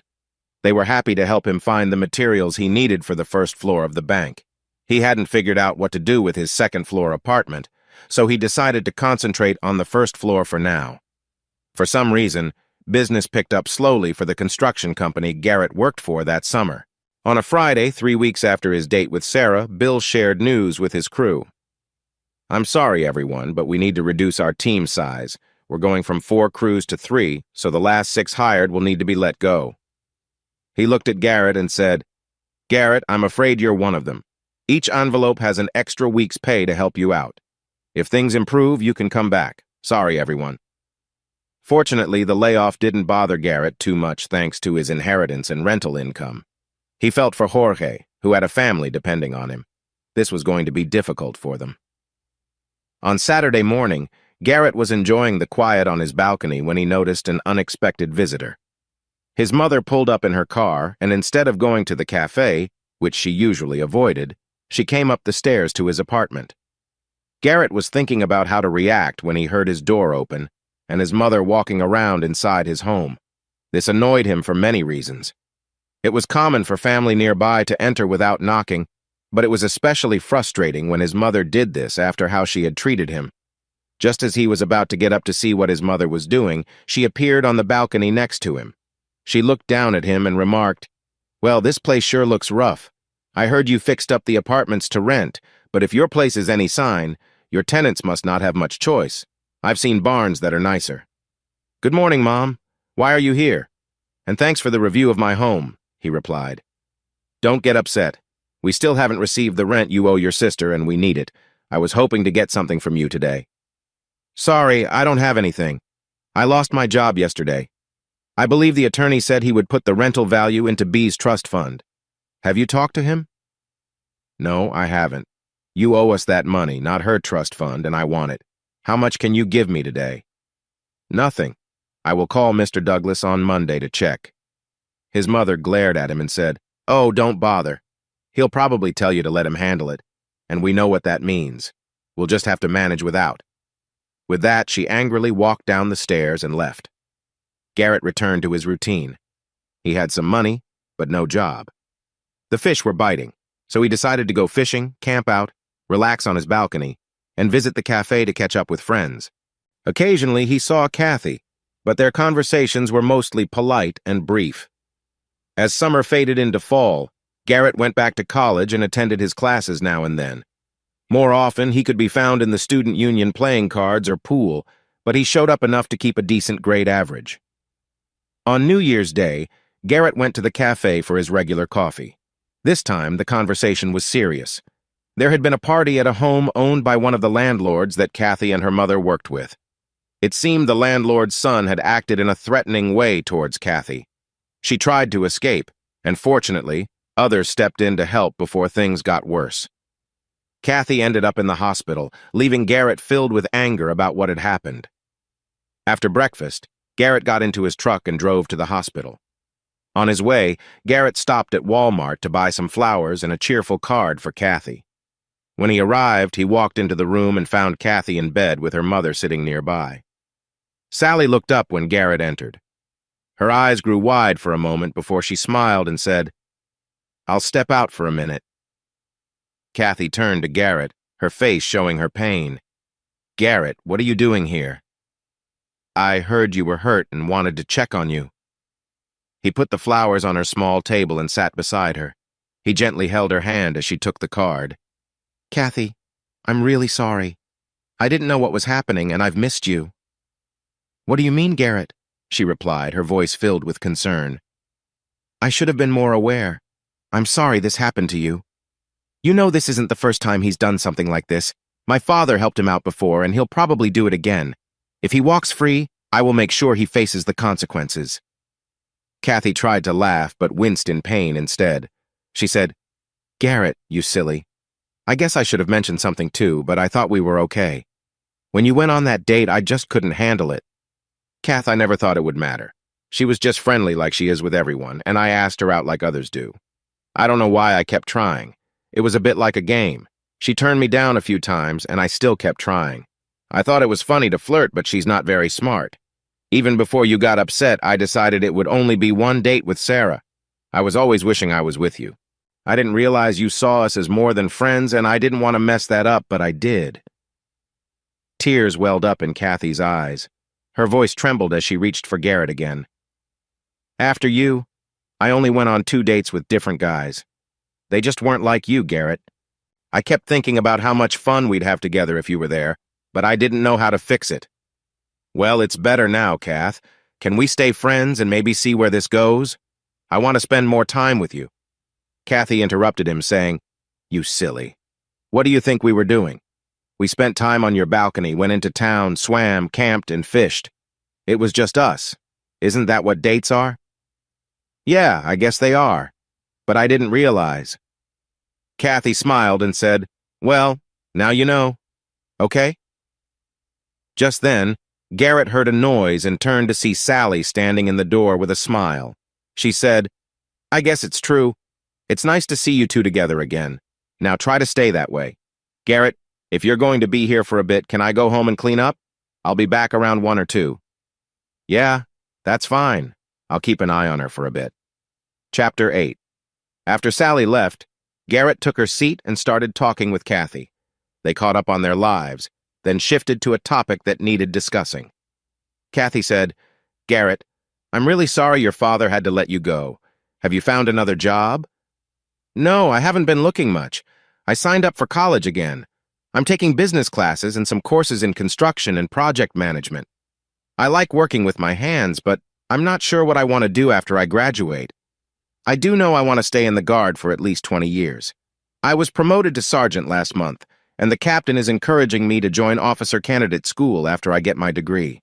I only have 1 more year after this one. He believes I've improved and would be a good officer. Do you enjoy the Guard that much? What if they call you up again?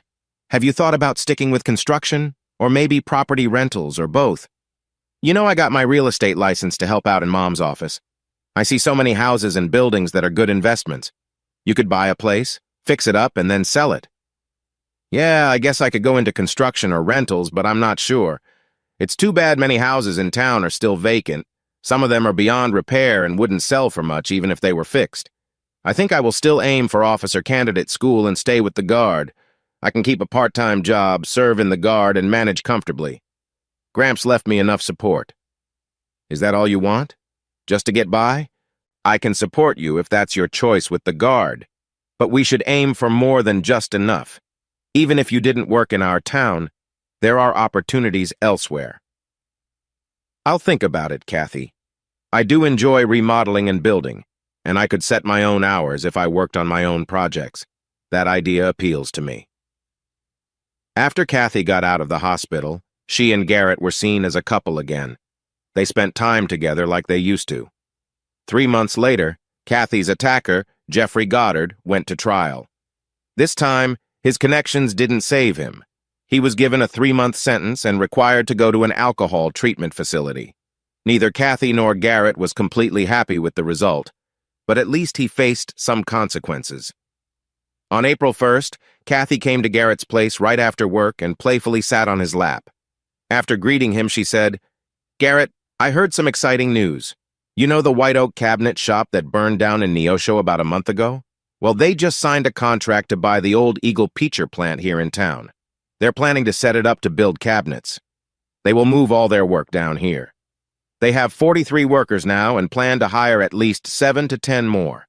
Some of the workers were living in company-owned apartments that were so badly damaged in the fire they had to be closed. I bet we could rent some of those houses if we had them ready," one person suggested. "That sounds good, but we don't have the houses. Those people probably already found new places." "Well, yes, I'm sure they did. But they won't want to drive 22 miles to work every day when they could drive just a mile or even walk to work in nice weather. I really think you should buy those 4 houses we talked about and fix them up to rent. I don't know. I guess it wouldn't hurt to think about it. Now, what do you want to do today? Let's go look at the houses again. Besides that, how about we go to town for a bit and get a pizza? While they were eating their pizza, Kathy frowned and said, "This place used to be great. Honestly, I can make a better pizza than what they've served lately. And their salad bar isn't as good either. Yeah, you're right. That pizza you make is amazing. We should have just stayed home and made our own." Well, that wouldn't have worked. I know we don't have the right ingredients, and I bet you don't either. No, you're right. Well, if you're done, let's get going. I need to make another stop before we head back. They got into Garrett's old truck and drove to the mall. They walked around most of the mall inside, then Garrett led Kathy into a jewelry store. A worker approached them and asked if she could help. Garrett said, "Yes, I'm Garrett Mans. They were sizing a ring for me." "Of course, sir. Let me check if it's ready." When the woman left, Kathy turned to Garrett and asked, "What do you need a ring for, Garrett?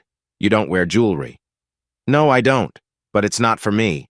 I was hoping you would wear it. It's an engagement ring, and I was hoping you would marry me." Garrett Mans. That is the most awkward proposal I've ever heard. Is that the best you can do? Oh, never mind. I guess it is, knowing you. I shouldn't, but yes, I'll marry you. Now, let's see that ring. The smiling worker stood beside them when Kathy stopped talking. She looked at Kathy and said, "I agree with you. Are you sure you want to marry someone like him?" "Oh, yes. You have no idea. Now let me see my ring. Oh, it's beautiful." She slipped it on her finger and jumped to hug Garrett. Soon the happy couple was leaving the mall. Kathy leaned against Garrett, her head on his shoulder and her arm around his waist. Now and then, she would raise her finger to admire her ring. That night, for the first time in their relationship, Kathy decided not to go home after her date with Garrett. The next morning, after spending time together, Garrett said, "I think I'll call Mr. Douglas today and get his thoughts on your idea, Kathy. If you and your mom want to keep managing the properties, we might take on a few more rentals. We can think about fixing and selling houses, but I'm not really interested in that right now. I have more money than I need and don't want to work too hard. I might plant some crops on Gramps' old farm and do rentals on the side. That seems good enough for me. Gramps did well enough with it. We should earn more than he did because of his stocks, and I've put in a lot of the money we got from the bank. Plus, there's the rental income and what I earn in the guard. I think that should be enough for me. As I move up in rank, I can take on extra duty in the guard and earn some extra pay that way." "Okay, whatever you think, honey," Kathy replied with a quick smile as she moved toward the door. Just before leaving, she added, "I need to get home and change for work. Mom will want to know everything before the day is done. You can bet on that. See you tonight." That afternoon, Mr. Douglas met with Garrett before he went home. During their talk, he said, "I don't see any issues with renting houses, Garrett, but I think you should set up a limited liability corporation, LLC, to protect yourself from any legal issues. I can help you with that for about $250. It will only take a day or two, and then we'll wait for the state to finalize everything. What do you want to call it?" "That's easy. Let's name it GKM Properties, LLC. When he got home that evening, Kathy was already there. Before he even sat down, she asked, "So what did he say?" "He doesn't think it's a bad idea at all. He did recommend setting up an LLC to keep us safe from any problems. He's handling that for us. We can move forward with buying those houses and doing the paperwork under GKM Properties, LLC. Oh, and I'd prefer if no one knew I owned the properties. If I work on the buildings, people will just think I'm a maintenance worker. I want to keep things low-key, especially with Mom. If she suspects there's money involved, she'll want to know more." It took Garrett all summer to fix up the first 2 houses. They were small, around 1200-1400 square feet, and rented out as single-family homes. The other 2 were 2-story houses that he planned to turn into duplexes, with 1 apartment upstairs and 1 downstairs in each. Those would take more effort, but he estimated they would be around 1,200 square feet each when he was finished. To his surprise, he managed to rent the 2 single-family houses before the renovations were even done. They rented for $900 per month each. He had purchased all 4 houses for only $93,275. Renovation costs for the 2 houses that were already finished added up to $27,000. He planned to spend another $40,000 on the other 2 houses. It seemed he would earn about $3,300 a month, or about 75% a year before costs. Taxes, insurance, and upkeep would reduce that amount, but he wasn't sure how much at that moment. Kathy mentioned that around 24% of the gross rental income typically went toward expenses. For the next year, Garrett was busy fixing up the houses, his apartment, and managing finances at the bank.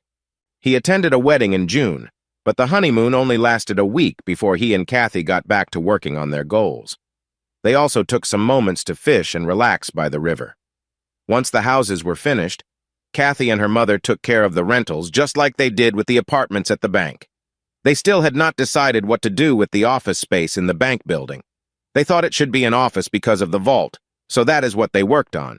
However, no one had shown interest in renting it yet. Over the last 2 years, Betty Jean had talked about her tiredness from running the cafe. At 63, she wanted to retire. Her husband was already retired, and she wanted to spend more time with him. One morning, Garrett and Kathy stopped by for coffee and saw 2 new signs in the window. One said, "Going out of business, closing for good December 31st," and the other said, "For sale." After finishing their coffee, they spoke with Betty Jean as they paid. Kathy said, "I can't believe you're really closing. We'll miss you a lot. What are your plans now?" "I honestly don't know, but it feels like the right time. We plan to spend the winter in Florida.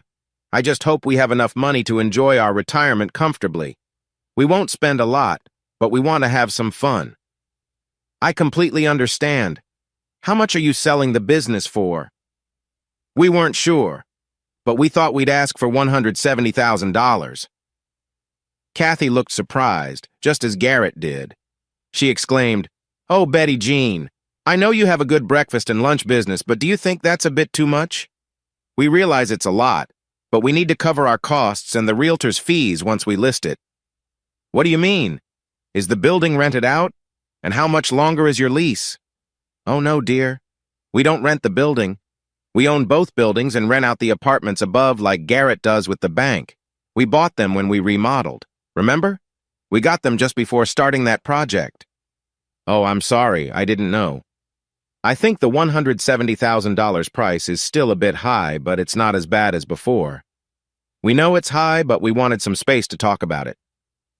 That evening, Garrett watched as Kathy used her computer. He could see she was working on a spreadsheet, but he didn't know what she was doing. She switched between different spreadsheets and a financial program while working. Finally, she looked up at Garrett and said, "Honey, I think we should buy the buildings from Betty Jean and her husband. If we pay the asking price, our total income would be almost 19% for the 4 apartments and the empty store building between the bank and cafe, assuming the apartments rent for $400 each and we get $1,000 for the store. If we can buy the buildings for $150,000 and get the same rent, our total income would go up to almost 25%. I know that's less than what we make from the houses, but we haven't put in as much money on these buildings. We never counted our work as part of the cost, and these buildings are in great condition. I don't mind. We can go for it if you want. We have the money, but just like before, you and your mom will manage them, and I'll take care of the maintenance without anyone knowing we own them." "What about the cafe? You didn't include it in the rental plans. If you added it, I bet we could earn just as much as we do from the houses and apartments. I'm surprised you missed that. Speaking of which, what do we do with the bank? It seems nobody wants to rent it as an office. I'm almost ready to give up." Kathy looked a bit guilty for a moment, then said, "I left out the cafe on purpose. I think I have a plan for the main floor of the bank. I want to run the cafe myself and serve breakfast and lunch. I'll have a small menu to start. If it doesn't work, we can always find someone else to run the cafe. About the office, even though I'm not working with Mom anymore, she is having a hard time at her job. The father of the person who caused us problems is making things tough for her and her boss. He's threatening to take his properties away from their management because he doesn't want Mom to handle them. I thought Mom could open a real estate office in the old bank. I know the market here isn't huge, but she wants to retire a bit, and this could be a good chance for her. I think she'd manage our properties for the rent if you agree. Also, I thought we could put a door between the cafe and the building next door so I could open a small grocery store. I think we could sell some items, and it could help the cafe too. We can buy our cafe supplies from the store. Garrett shrugged and said, I don't mind your mom using the bank for her work, and free management sounds good. But I'm not so sure about the cafe and store. Even if you close the cafe after lunch, you're looking at least a 10-hour workday, and running the store would make it even longer. You'd need to open the cafe by 6 a.m. or 7 at the latest and couldn't close before 1:30 or 2 p.m. The store should open early and close by 6 p.m. too. You would need to be open every day. If you do that, when will we have time for ourselves? I thought about that. I hoped we could keep some help from Betty Jean. I know Doris takes care of the cafe when Betty Jean is not there. Maybe she would stay to help me. I also plan to keep the menu simple. I want to offer the same breakfast, and for lunch, just burgers, fries, a few sandwiches, and soup in the winter. I would have one daily special for lunch and definitely offer my pizza. My lunch choices should be easy and cheap to make so I can sell them at a good price. If all goes well, we might even open Friday and Saturday nights and have a nicer meal on Sunday for churchgoers. We could use the cafe's cash register for store sales, so we wouldn't need much extra help. I guess if you want to try, I'll support you, but I want us to have family time. What about when we have kids? I really don't want to use a babysitter. An agreement was made, and since there was no realtor fee, Betty Jean was happy to sell the buildings for $155,000 with all the equipment. Kathy and her mom took over smoothly. To his surprise and Kathy's delight, her updated menu and hours worked well. In fact, her business was better for breakfast and lunch than Betty Jean's was. A few people complained about the lack of dinner options, but that quickly faded. Her profits were better than Betty Jean's because they didn't have extra staff costs for the slower afternoon and dinner times, which didn't sell well. The small store was profitable from the start, though the earnings were modest. A family would struggle to live on the combined profits from the cafe and store. Chapter 9. One morning, Garrett was at the cafe chatting with the regulars when Pete and Trevor walked in. After ordering and joining the conversation, Trevor turned to Garrett and asked, Hey, what's this I hear about Bea getting married? Not sure, Garrett replied. I haven't seen her or Mom in months. Who's the lucky guy? Only one of the wealthiest people in Neosho. She's marrying into real money. I heard she's getting married to Jeffrey Godfrey. They're planning a June wedding. They have already torn down your grandpa's house and are building a big mansion instead. It seems you will be neighbors.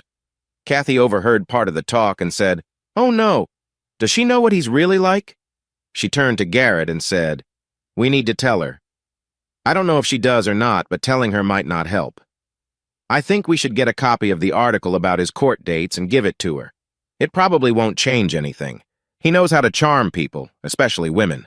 He seems like everything she wants. He's rich, or at least she thinks he is. That evening, after much urging from Kathy, Garrett called Bea, even though he wasn't sure it was a good idea. After a less-than-warm greeting, she said, What do you want, Garrett? I'm busy. Bea, I heard you're marrying that Godfrey guy at the cafe this morning. I wanted to talk to you about it. Bea interrupted him, saying, You're just jealous of his money and status. He's a good and caring man. Everyone is so harsh on him, it's ridiculous. Yes, I'm marrying him, and there's nothing you can do to change that. With that, she hung up the phone. Garrett had his phone on speaker, so Kathy heard everything. He looked at her and said, Well, I tried. Let's just forget it. As he drove by Bea's new place on his way to his land, he noticed the construction was just as the rumors said. The house was big, and they had spent a lot on the gates and landscaping. Naturally, Garrett was not invited to the wedding. He read about it in the local paper, which called it the biggest wedding in the last 10 years in their small town. The couple planned to spend a month in Europe for their honeymoon and then live in the countryside outside Neosho in a new house that the groom's father gave them as a wedding gift. Life for Garrett and Kathy continued much as it had before, although Kathy had more to do. Money was flowing in, and Garrett had little to do to earn it. He spent his days enjoying coffee, breakfast, and lunch at the coffee shop. Locals often wondered how a part-time maintenance worker with such a small farm could afford to eat out all the time. Most figured Kathy was treating him since they were married. He became the talk of the town, with many saying he was just like his grandfather, farming his small plot and spending time hunting or fishing. During the summer and into the next winter, Bea would occasionally drive through town or stop at the post office. She was seen more often than before her marriage. She drove a nice SUV and always wore stylish clothes. Shortly after Christmas, her visits became less frequent, and sometimes her makeup didn't hide what looked like bruises. Once, Kathy walked with a stiff posture.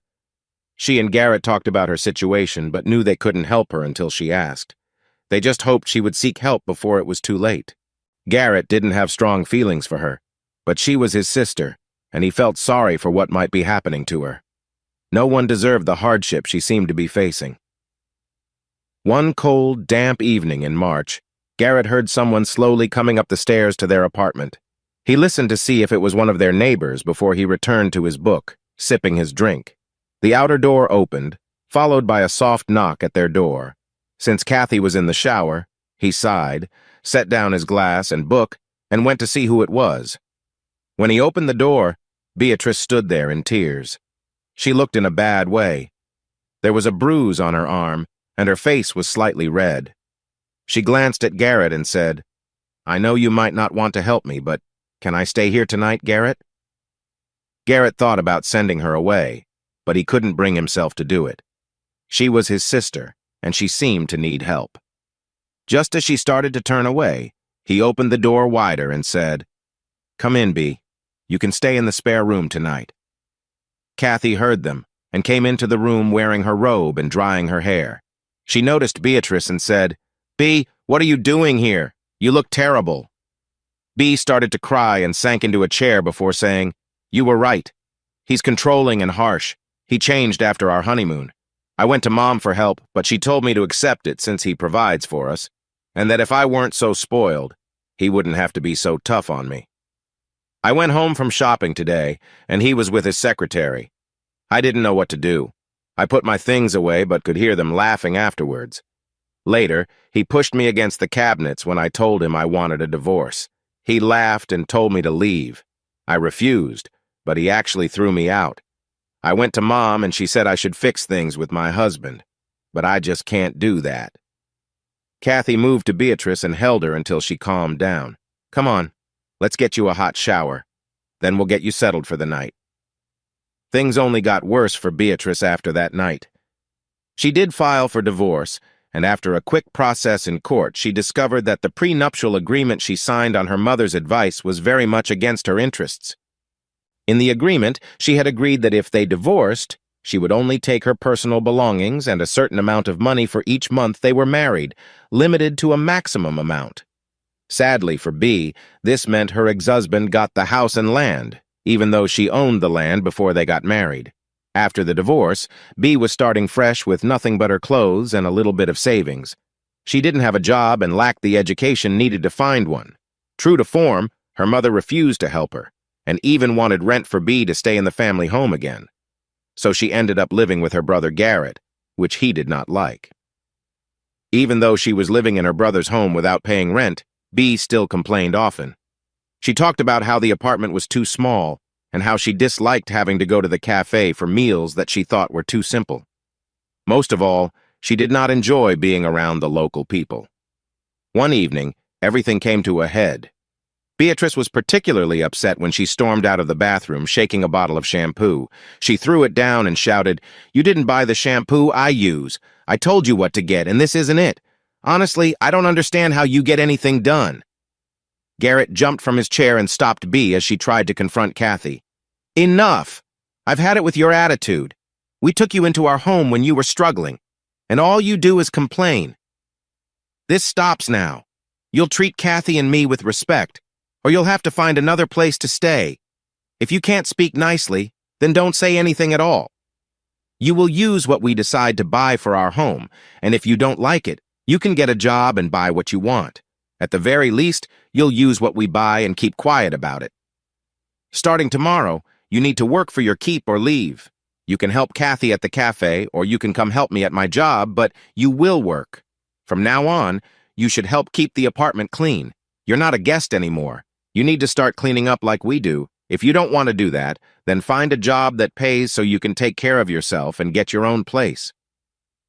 Beatrice was taken aback and stopped struggling as she listened to Garrett. After a moment, a strong look came into her eyes and she replied, "You're one to talk, brother. You didn't help Mom with bills and left when she asked for support. You didn't pay for the time you stayed in my home after Grandpa passed away, and now you complain about helping me? That's not fair. We both know you'd be struggling now if it weren't for Kathy working so hard in that cafe. I saw you when you were supposed to be farming. You drove around for a bit, then went to the river where you spent the rest of the day relaxing. I can only imagine how dedicated you must be at your job." Bea turned and walked away. Soon they heard the shower running. Then it stopped, and the door opened. Bea didn't return, so they thought she was in the room they let her use. Kathy moved closer to Garrett, and he wrapped her in his comforting arms. She wiped the tears from her face and looked into his eyes. Kathy said, "I knew she was strong-willed from school, but tonight was just too much. She's been getting worse in the last few weeks, but I can't believe she would just explode like that." Believe it. I think that's how she got her way for so long. It was easier for people to give in to her to avoid a scene. Usually, a bit of her difficult side would either get the person to behave or make them leave. I think some of her problems in her marriage come from her strong personality. That doesn't excuse how he treats her, but I can understand the frustration. I know he has been unfaithful in the past, but I imagine she pushed him to it faster than he would have otherwise. What are we going to do if she refuses to help around here? You know she won't want to do anything around the house or with either of us. I really don't know what we'll do if she doesn't help out at all. I'm worried that if we don't keep things the same, she might react badly to what she sees as disrespect. A couple of times, Mom tried to get her to help before I left, and it turned into a mess. If Bea couldn't ignore Mom's request, she'd pretend to help but just make things worse. One time she was supposed to cook dinner, and everything ended up burnt and all over the kitchen. Mom left the mess for 2 days, hoping Bea would clean it, but she wouldn't. When the smell got bad, Mom ended up cleaning part of it while making me do the rest. I'm sorry I convinced you to let her stay. I think the best way to handle this is to make things uncomfortable for her until she decides to leave. We can keep asking her for help, and whatever you do, don't buy the things she wants. The shampoo idea was smart. She hates it when she doesn't get exactly what she wants. Kathy giggled softly and said, "Well, that was a mix-up. I think I bought what she wanted. The bottle she brought in is actually a new one for me. I didn't need it yet, but it was on sale, so I got it. I must have put it in the guest bathroom by mistake. The right one is probably in our bathroom under the sink where I keep my extras. Oh well, I'm not going to worry about it tonight. Are you ready for bed now?" The next morning, Garrett and Kathy began their plan to encourage Beatrice to help around their house, the cafe, or with maintenance work. When Garrett got up to leave the house, he knocked on Beatrice's bedroom door until she answered, "What? This better be important. I was asleep." "It's time to get going, Bea. Kathy has been at the cafe for an hour now. Are you going to help her or come with me?" "What? Are you crazy?" "No, I'm not helping her, and no, I'm not coming with you. I don't want to do your or Kathy's chores. Now go away and leave me alone." "Bea, we told you last night that it's time to pitch in. If you don't start helping, I will have to ask you to find another place to live." "Just go away and leave me alone," Bea shouted. Garrett stayed in the house for about 15 more minutes, making noises to keep Beatrice awake. He smiled every time she yelled at him to be quiet. Finally, he turned off the loud radio and headed for the cafe. Just before he left, he turned the radio back onto a country station Bea didn't like and turned it up as high as it would go. Then, he left. He made sure to close the door loudly behind him. He was laughing when he entered the cafe. Kathy was at the cash register with a customer and smiled when she saw him. After the customer left, Kathy said, "I take it the princess isn't happy with you right now?" "No, I don't think she's pleased. She was upset because I turned the radio off." Kathy laughed. "So that's our radio. I thought Jess, one of the upstairs renters, was up early and playing his music louder than usual. I hope you aren't bothering the renters." "I didn't think about that." "Well, it's too late now. If she doesn't calm down in a few minutes, I'll go back and sort it out." Just then, they heard the radio stop, so they didn't think much more about it. Kathy returned to the kitchen to make Garrett's breakfast while he sat with some of the other men, enjoying his first cup of coffee. About 30 minutes later, Bea walked into the cafe and sat at her usual table all by herself. When the waitress walked by her twice without stopping, Bea called out, "Aren't you going to take my order? I know you're busy, but I still need service." Paula replied, "Yes, I know I didn't take your order. Kathy told me not to. She said you have to take care of your own meals from now on. I'm sorry." Bea looked around at the customers staring at her, her face turning red as she got up and went to the kitchen. She pushed the swinging doors open loudly. "This is a cafe, isn't it? I'm here for my breakfast and coffee," she said. "I'm sorry, Bea, but we informed you last night that the free ride is over. We only serve paying customers. If you want to pay for your breakfast, we would be glad to serve you. Otherwise, feel free to make your own meals when we're not using the griddle. After eating, you can clean your space upstairs or help tidy up the kitchen. We only serve paying customers." A frustrated Bea left the kitchen in a hurry. As she walked out of the cafe, she grabbed a cup of coffee and a snack cake without paying for them. For a few minutes, Garrett and Kathy could hear her moving around upstairs, but then it went quiet again. When Garrett left for work, he saw that Bea's car was gone. Garrett worked on a couple of jobs in 2 rental properties before going to the farm to catch up on some tasks. He returned to the cafe for lunch, and then went upstairs to the apartment for the afternoon. When he arrived, he found that Bea had damaged the radio and the wall. Garrett sighed and spent most of the afternoon fixing the wall. After he finished his repairs, he joined Kathy on the balcony. They did not see Bea at all that day. Just before evening, they made some sandwiches and went to the farm to relax until it got dark. While they were by the river, Garrett drew Kathy close and said, "I'm sorry I have to leave you with her. If I had known this would happen, I would have told the guard I couldn't go to OCS. I know it won't be any easier for you with me gone and I have to leave in another 10 days. "Oh, don't worry about me. I can manage. I'm not sure what I'll do with her, but I'll figure it out. You've worked hard for your chance to be an officer, and you deserve it. Just go, do your best, and don't think about us." When Garrett and Kathy came home, Bea was still not there. They talked briefly before showering and going to bed. Around 3 in the morning, they heard Bea come into the apartment very loudly. The next morning, Garrett made sure Bea was awake before he left. This time, Bea, looking tired, pushed past him and said, "I told you yesterday I'm not doing your chores. Let me sleep." Garrett noticed an unpleasant smell as she went downstairs to the cafe. Once again, Bea was not given personal service. This time, she entered the kitchen around 11:30 a.m. and asked for breakfast. Kathy reminded her that if she wanted food, she could make her own. Bea stood there for a moment before saying, "Fine." She then rudely pushed past the cook and took some food meant for lunch. After serving herself, Bea walked into the dining room. Even though she was around many people, none of them spoke to her when she entered the cafe. She chose a table in a dark corner of the room. She quickly ate her meal and then left, feeling that she was very important in the world around her. She didn't bother to clean up her lunch mess, leaving her dirty dishes on the table for the busy waitress to handle. That night, and the next 2 were much like the one before. Bea closed the bar and came home late, making quite a noise as she settled into bed. Her mood in the morning didn't get any better when Garrett woke her, and she arrived at the cafe for her first meal of the day, leaving her usual mess behind. On the 4th day, Friday, Bea didn't come home. Garrett and Kathy didn't see or hear from her until she arrived late on Sunday evening, looking tired and a bit disheveled. She had noticeable marks on her neck and dark circles under her eyes. Garrett looked up when she entered and said, "Where have you been? We were worried about you. Why didn't you answer your phone or at least let us know you weren't coming home?" "Oh, come on. I'm an adult and can come and go as I want. I was out with friends and we had a weekend together. Now just deal with it. I'm going to bed. I'm exhausted." Garrett felt his anger rise. He stared at Bea and said, "That's enough. I want you out of this house tomorrow. I'm tired of paying all your bills and getting no help or respect from you. You are even worse now about cleaning up after yourself than before we talked." Bea smirked and replied, "I'm not a maid. I don't do chores like that.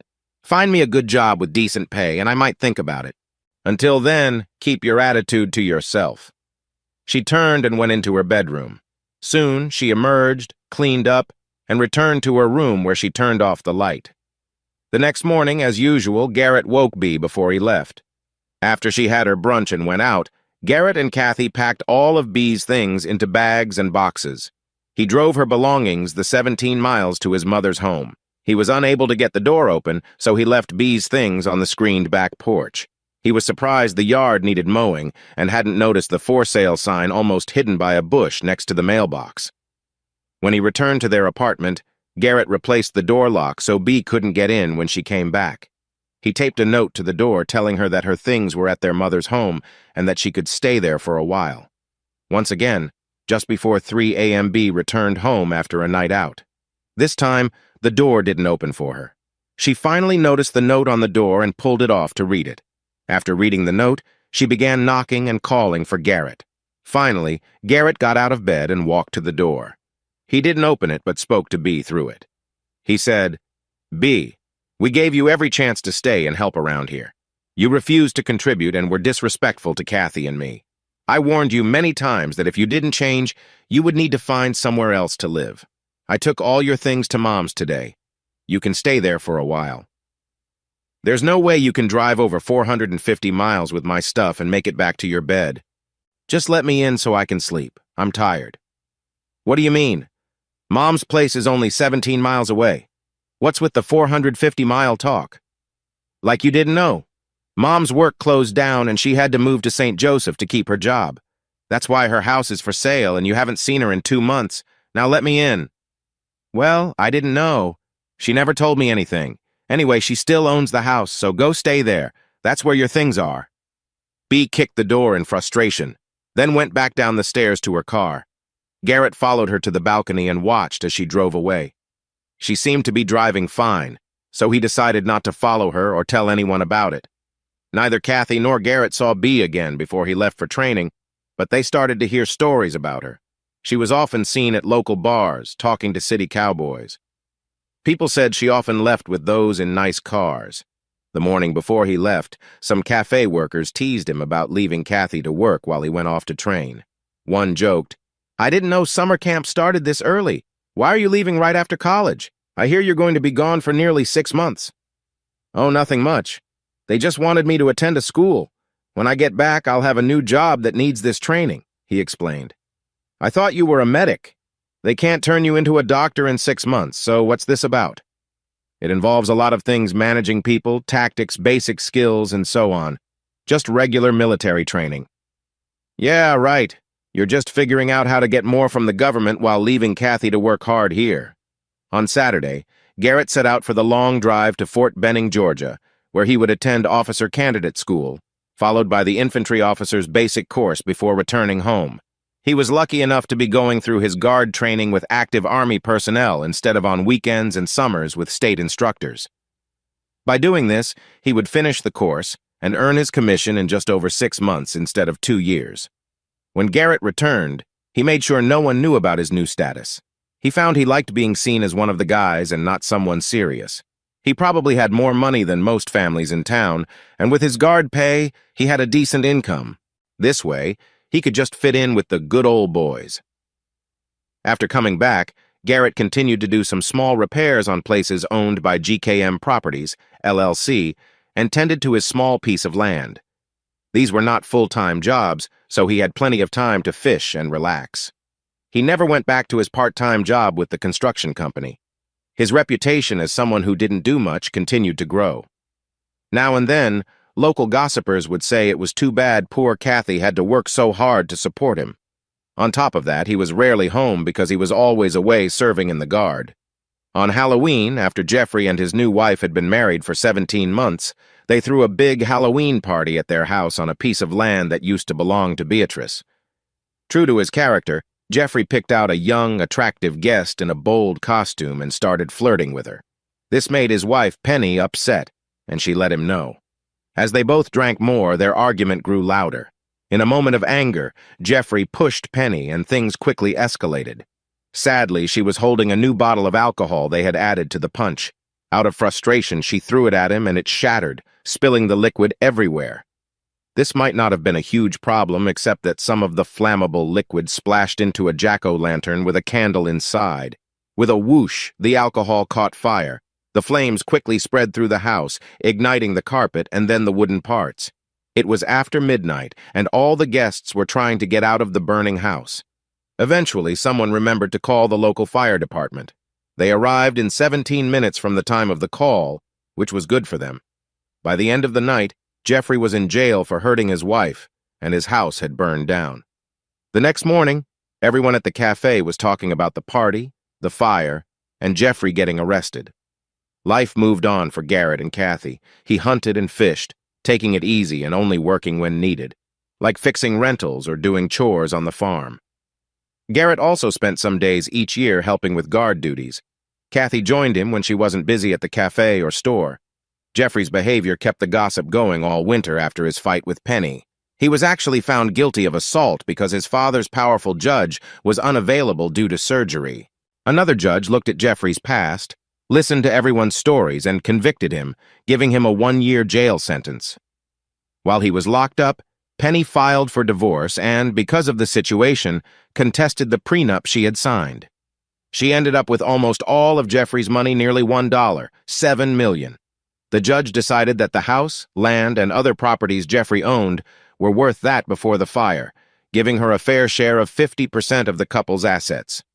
Unfortunately for Jeffrey, the insurance would not pay for the fire because he was responsible for it while doing something wrong. In the spring, after Jeffrey got out of jail, he and his father walked into the cafe during breakfast and sat at Garrett's table without asking.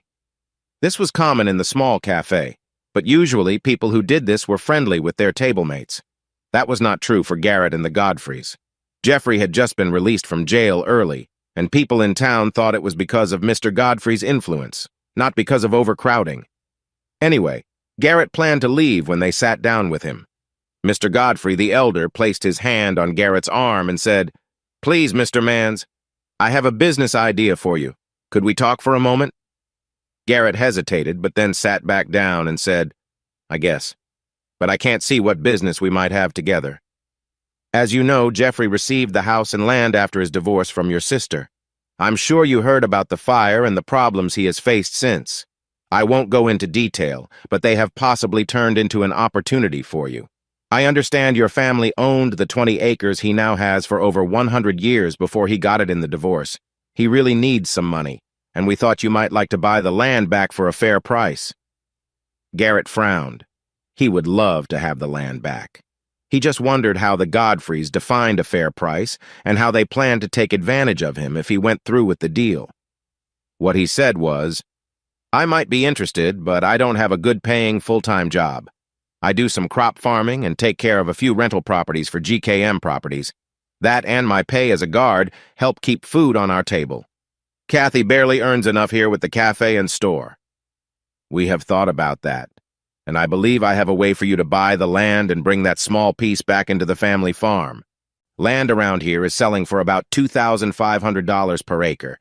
We would be willing to sell you the 20 acres for $46,000, and we would provide the loan with no down payment. You could make payments directly to my property management company. We would set the loan to last for 10 years, with payments of around $534, 10 each month at a 7% interest rate. After 3 years, the balance would be due immediately unless we arranged another loan. What do you think?" "I'm not sure. I really don't want to take on that kind of loan. What if I can't pay it off in 3 years?" Mr. Godfrey smiled and said, "Oh, it wouldn't be anything too serious. I'm sure we could find a way to work it out. Just think, you could have the whole farm back together. Of course, we would need some security for the loan.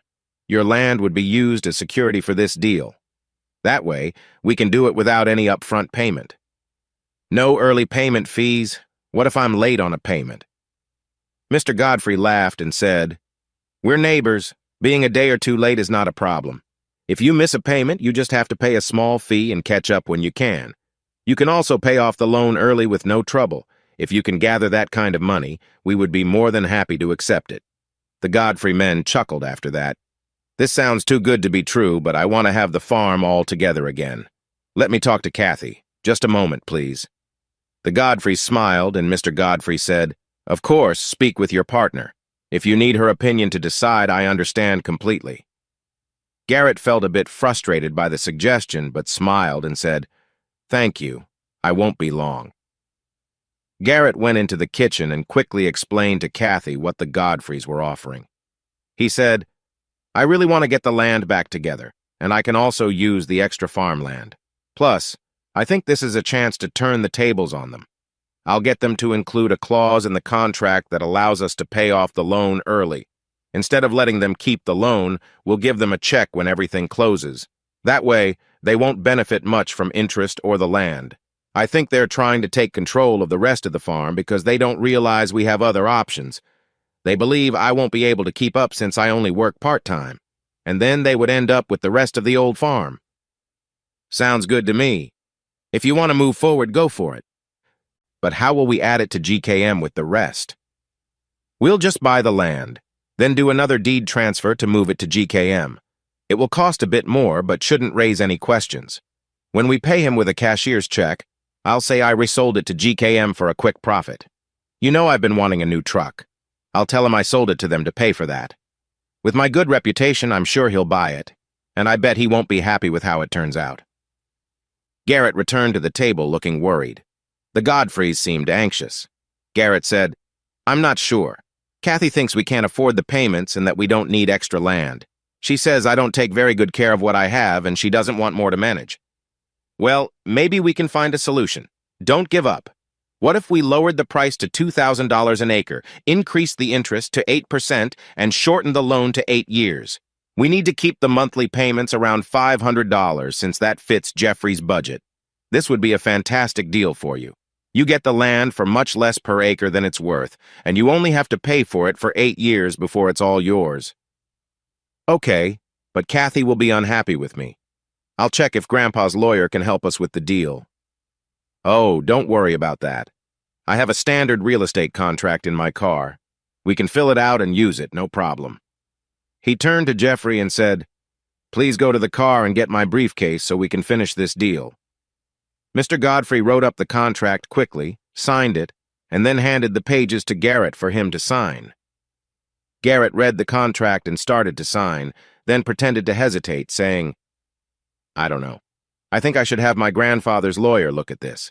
It says that if I miss a payment or am late, you can take back the land and my security as a penalty. That's not what you told me."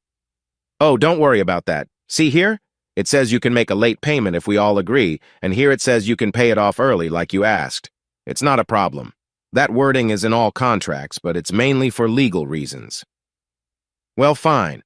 But I still want my grandfather's lawyer to see this. Can I call you in a day or two to set up the signing?" "All right. If you're unsure, we can wait a couple of days, but this deal might not be available then.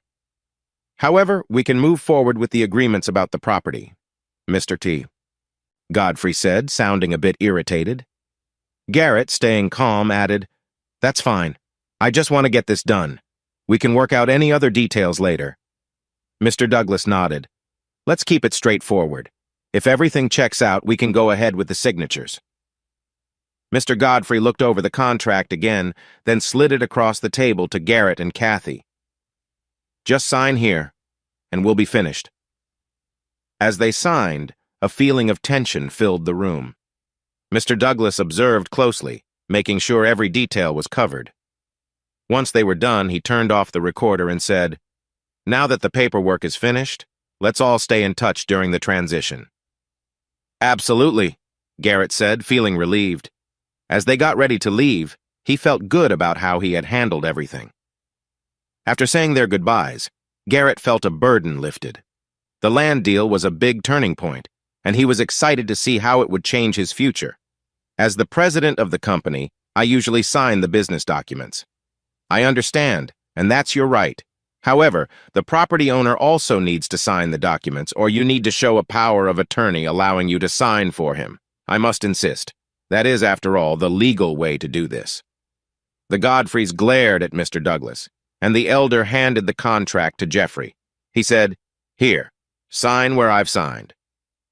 Godfrey, the older man, turned to Douglas while Junior was signing and said, "The signature section shows I was signing for Jeffrey.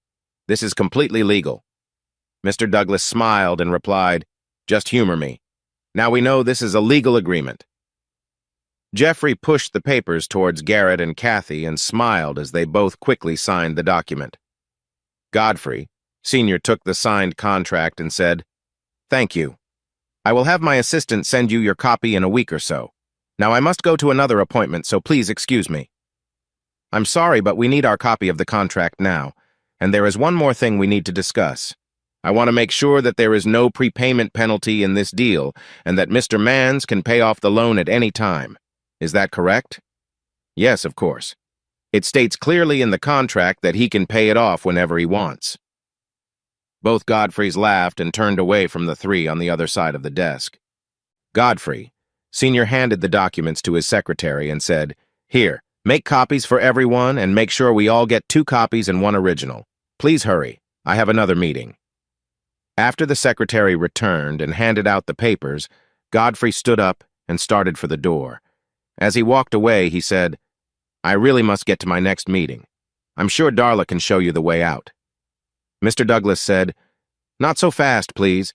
Mr. Mans has already sold this land and wishes to pay you in full now to clear this loan so he can transfer it to the next buyer. I need you to take his check and give him a receipt, then mark the contract as paid in full." "What? You can't do that. The agreement was that we would carry the loan and you would make payments to us. We never said you could sell the land. This isn't acceptable." "Mr. Godfrey, I must insist. I have a certified check from RKM Properties, LLC's bank for the full loan amount. They have paid off the note for Mr. Mans so he can finalize the sale to them.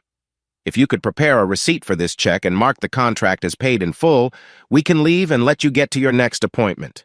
We'll handle filing the deeds and other paperwork, so you won't have to worry about that expense." "No, I won't do that. This is not the agreement we made earlier. If RKM wants this land, they can come to me, and we can arrange a deal." "Sir, they cannot come to you. You do not own the land anymore, nor does your son. My client does, and he has sold it. May I remind you that this conversation is being recorded? The recording can be used as evidence if a breach of contract case comes up in court." The Godfreys glared at Garrett and Douglas. "You need to leave," he said. He took a receipt book, filled it out, and marked the contract as paid. He made copies and handed the originals to Douglas, saying, "Please leave my office." As they walked out, just before they were out of earshot, Garrett put his arm around Kathy and said, "I think that was the easiest $20,000 I've ever made." Then they heard a loud noise, and someone exclaimed in frustration. Garrett and Kathy wanted to share their success with the town, but they decided against it. They did mention that he got a good deal on the 20 acres of the old home and used it as a down payment on a new truck. Rumors spread, and everyone guessed that the Godfreys were missing out on a good opportunity. Garrett cleaned up the area where the old building had been and started farming the land. He went fishing almost every day during the season. As winter came, he filled his free time with hunting. Locals sometimes remarked on his easygoing life, saying things like, "I just don't know how you can enjoy life so much. I struggle every day just to get by." Garrett would smile and say, "Well, my grandpa taught me how to relax and enjoy life. I don't have many needs and only a few wants, so we manage. I make a little money here and there and take time to enjoy life. Things might get tricky when the kids go to college, but right now, we're doing just fine." Some local people, especially the more opinionated ones, often made comments, usually within earshot of a Mans family member, about how it seemed unfair that someone like Garrett lived so comfortably, while others worked hard just to survive. Chapter 11. For several years, a hotel on the edge of Neosho had been having a tough time. It used to be a Ramada Inn. It had 80 rooms, a big lobby, a lounge, and a large restaurant with an indoor pool and hot tub. It was a usual full-service hotel. However, it struggled to keep the Ramada name, and eventually it was changed to a local name. Despite this, the hotel continued to decline. The owner eventually shut it down, but tried to keep the lounge and restaurant open, which also closed soon after. The building and nearly a city block were put up for sale.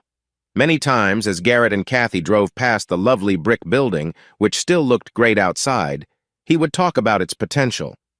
One day he said, "I don't understand why someone doesn't buy that building and turn it into apartments and stores. They could put a convenience store and a gas station on the corner and use the lobby for it. I think a small restaurant could do well too. You have people who will want to stay in the apartments. Plus, you could set aside some rooms for short visits. If they don't get rented out, you could always use them as apartments later. If the building was fully rented, the apartment rentals could bring in about $17,000 a month.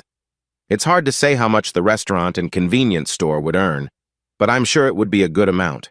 If the owner doesn't want to run the businesses, he could rent out those spaces and take a share of the profits. I really think that could work. After he finished speaking, Kathy said, "It seems like either you have the only plan for this building or something is holding others back from seeing it. It has been on the market for a while, and that has to mean something. I think you should look into this further." They stopped at a traffic light next to the building during their chat. Kathy took out her notepad and wrote down the agent's phone number. As Garrett drove when the light turned green, Kathy called the agent. When she mentioned what she was calling about, his tone changed. He sounded excited to meet them there and said he could come right away if she was free. Kathy looked at Garrett and said, "The agent can meet us at the hotel right now. He seems really eager." Garrett sighed and replied, "I guess we could go. We have time, and our errands wouldn't take long, but I still feel like there's a reason this building hasn't sold yet. We need to be careful." Garrett and Kathy learned that the hotel was part of an estate, and the executor was keen to sell it to settle things. It was listed for $1, $3 million, down from $2, $7 million. When Garrett heard that, he smiled at Kathy and said, "That still seems a bit high, but I might be interested if everything checks out. We need to be thorough and see what repairs are needed. Could we get the keys? Or would you like to come with us during the inspection?" "I thought that was the plan for today," she asked. "No. Today, we are just looking at the property to see if we might want to buy it. I think it's likely we are interested, but I need to know how much extra money we would need to make it ready to rent."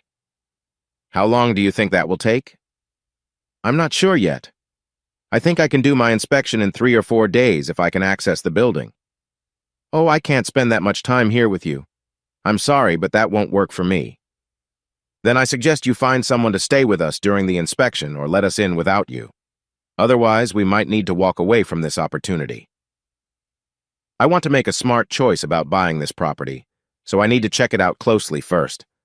I'm not ready to make any offers until I know what shape the building is in. Of course, any offer depends on the seller giving us a clear title and fixing the major issues or providing some compensation. What would it take for you to make an offer now? My seller wants to sell this building quickly. As I mentioned, it's part of an estate and needs to be sold to finish the estate process. Let my wife and I have a quick chat, and then we'll decide. I can't promise anything. We're just looking at the property for our employer. If we suggest a purchase, it will be through RKM Properties, LLC. That's fine. How about I step away and let you two talk for a few minutes? I'd be happy to talk about the building with someone from RKM Properties if that helps. No, that's not necessary. We can negotiate and sign for the business ourselves. Kathy watched the agent walk away and turned to Garrett. What's on your mind? You can't be thinking about making an offer until we check every room and see what's wrong. We don't even know if the heating and cooling work or how the roof is.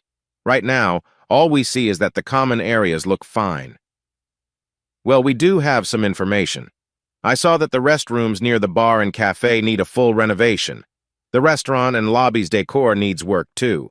The pool area looks rough with an unfinished concrete floor and cinder block walls. I didn't notice any roof leaks in the public areas. I think we should start with a low offer. If they turn us down, we might just walk away if we can't get a full inspection. All right. What amount did you have in mind? I thought about starting with $500,000. If they counter, I might go up to $750,000. Kathy smiled and said, At that price, we could do a lot of renovations and still come out well. Go for it. When the agent saw them approaching, he smiled and asked, Should I submit the offer at the asking price? The building is a great deal at that amount. You couldn't build it again for less than about $4 million. Well, we'll make an offer, but not at that amount. Since you won't let us fully inspect the building, we can only offer $500,000. Include possession at closing, and we'll consider it. We also need a title search to make sure we get a clear title and the usual inspections done. You can talk to Kathy here for the exact details on the contract. She works with another agency and knows that part of the job." The agent's expression changed when he heard the offer. His smile disappeared when he realized he was dealing with another real estate agent. He slowly took out some papers from his briefcase and began to fill them out. He said, "I really doubt the executor will accept this offer. It's quite low. I must advise him against it." "Well, you both need to do what you think is best. But remember, this property has been on the market for 3 years. I believe we are the first ones to make an offer in that time."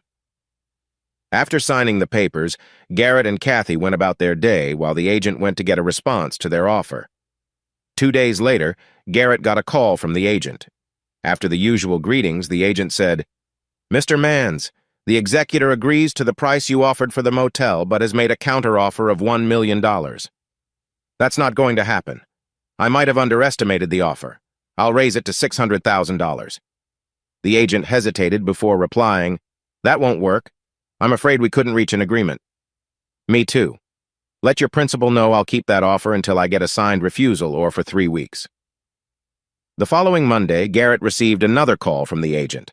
This time, the agent sounded overly cheerful, making Garrett a bit uneasy. He said, "Mr. Mans, congratulations. You are close to buying a motel if you agree to a small price increase. The executor will accept $675,999 for the property as is. Can we go ahead?" Garrett answered quickly, "Okay, it's a deal. I assume you will bring the completed contract to our office so we can sign it and put down some earnest money." "Yes, sir. I can be there in about an hour if that works for you." It took over 2 months to finalize the deal for the motel. After that, Garrett spent another month checking every area and noting what needed to be fixed. Unfortunately, this property had to follow zoning rules and building codes. All work had to be done by licensed craftsmen and approved by building inspectors. Luckily, Garrett had all the necessary licenses for construction, plumbing, and electrical work, which allowed him to handle the renovations himself. His plan was to renovate 1 floor at a time, renting it out at lower rates until all the work was done, then adjusting rents to the market rate. It took Garrett 13 months to get the first apartments ready for rent on the 2nd floor. He also worked on the pool area, filling it and the spa for tenant use.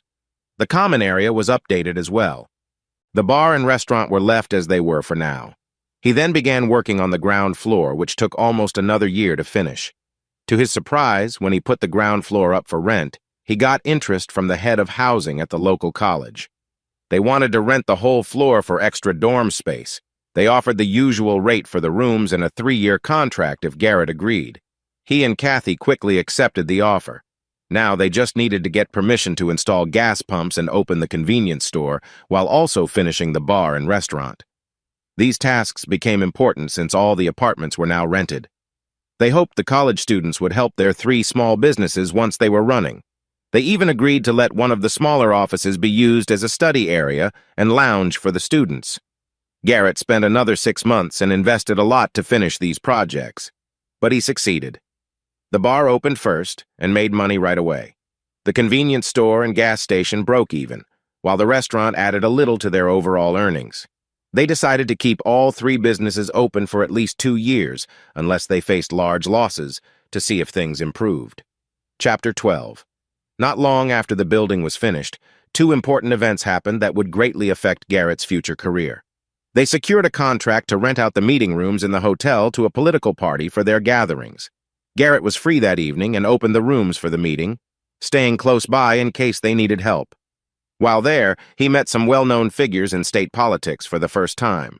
He had been promoted to major 3 years earlier and recognized some of the names. When they found out he was in the Guard, they engaged in friendly talk about their experiences. Over the next 3 years, RKM Properties continued to expand, and Garrett became more involved in state politics, meeting important people both in the Guard and in politics. Garrett was promoted to lieutenant colonel and moved to a role at state headquarters in the National Guard. 4 years later, he moved up to full colonel and took on more duties. He spent nearly 2 weeks a month in the state capital or traveling for Guard work, mainly on active duty. His friends in town often joked about his constant absences for Guard events. One morning, as he had breakfast before another trip, a friend laughed. What do you even do for the guard, Garrett? You're always off to meetings or something. Oh, I mostly just help them with operations and make sure everything is going well, he replied, making everyone laugh. Garrett hadn't shared his job details, so his friends thought he was just a regular sergeant taking advantage of the situation. As the election approached, one of Garrett's friends, a state senator, was running for governor. They were talking about the election in a bar near the Capitol when the friend worried about his campaign money. I think I can win, but my funds are low. If I can't find some soon, I might have to cut back on ads and staff, and that would pretty much hand the election to Monty.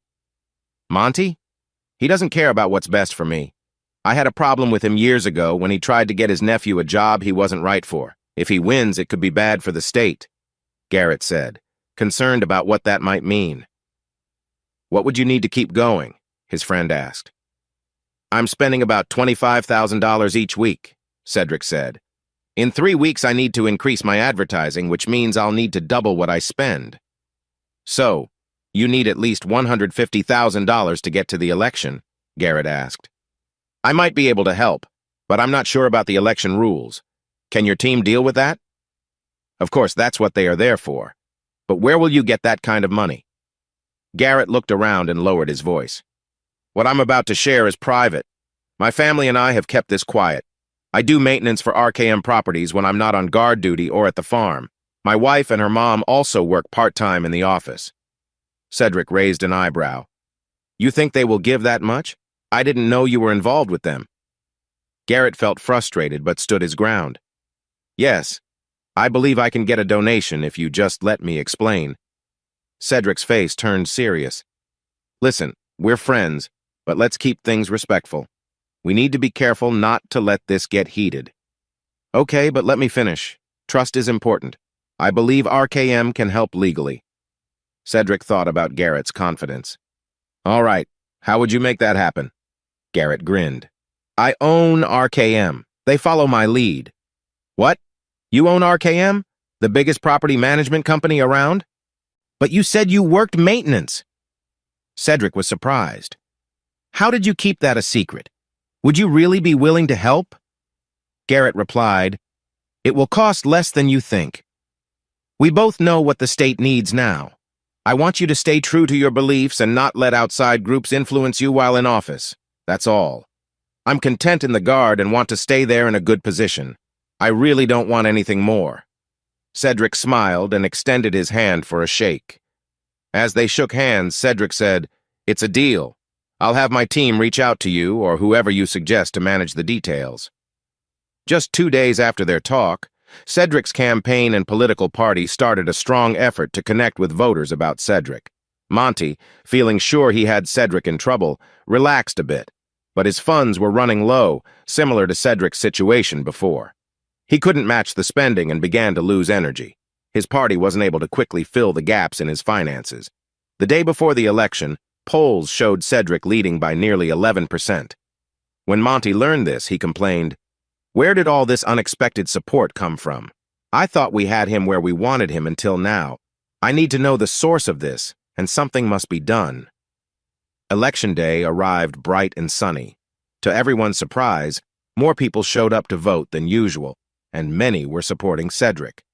2 hours after the polls closed, national news channels announced Cedric would win the governor's race by a large margin of 67% to 33%. Garrett and Kathy were at Cedric's campaign headquarters celebrating his victory. As Cedric moved around greeting supporters, he paused to chat with Garrett and Kathy. He shook Garrett's hand and said, I couldn't have done this without you. I owe you big time. I won't forget what you said at our meeting, Garrett. I need to talk to some people now to make things happen, and they will. You can count on it. The next morning, Garrett and Kathy went home, and Cedric began forming his administration. One of the first tasks he gave was to a senior staff member to speed up his first appointment. 3 weeks later, the staffer came to Cedric and said, Governor, everything is ready. You just need to make the announcement, and then General Manns needs to finish some paperwork. The National Guard Bureau will help push his appointment through. Thankfully, he already meets all the education requirements, so it's just a matter of handling a few minor waivers and getting the right people involved. Perfect. "Can you get him on the phone for me?" Cedric replied. When Garrett answered, the aide said, "Please hold for the governor-elect." Garrett frowned at the phone while he waited for Cedric.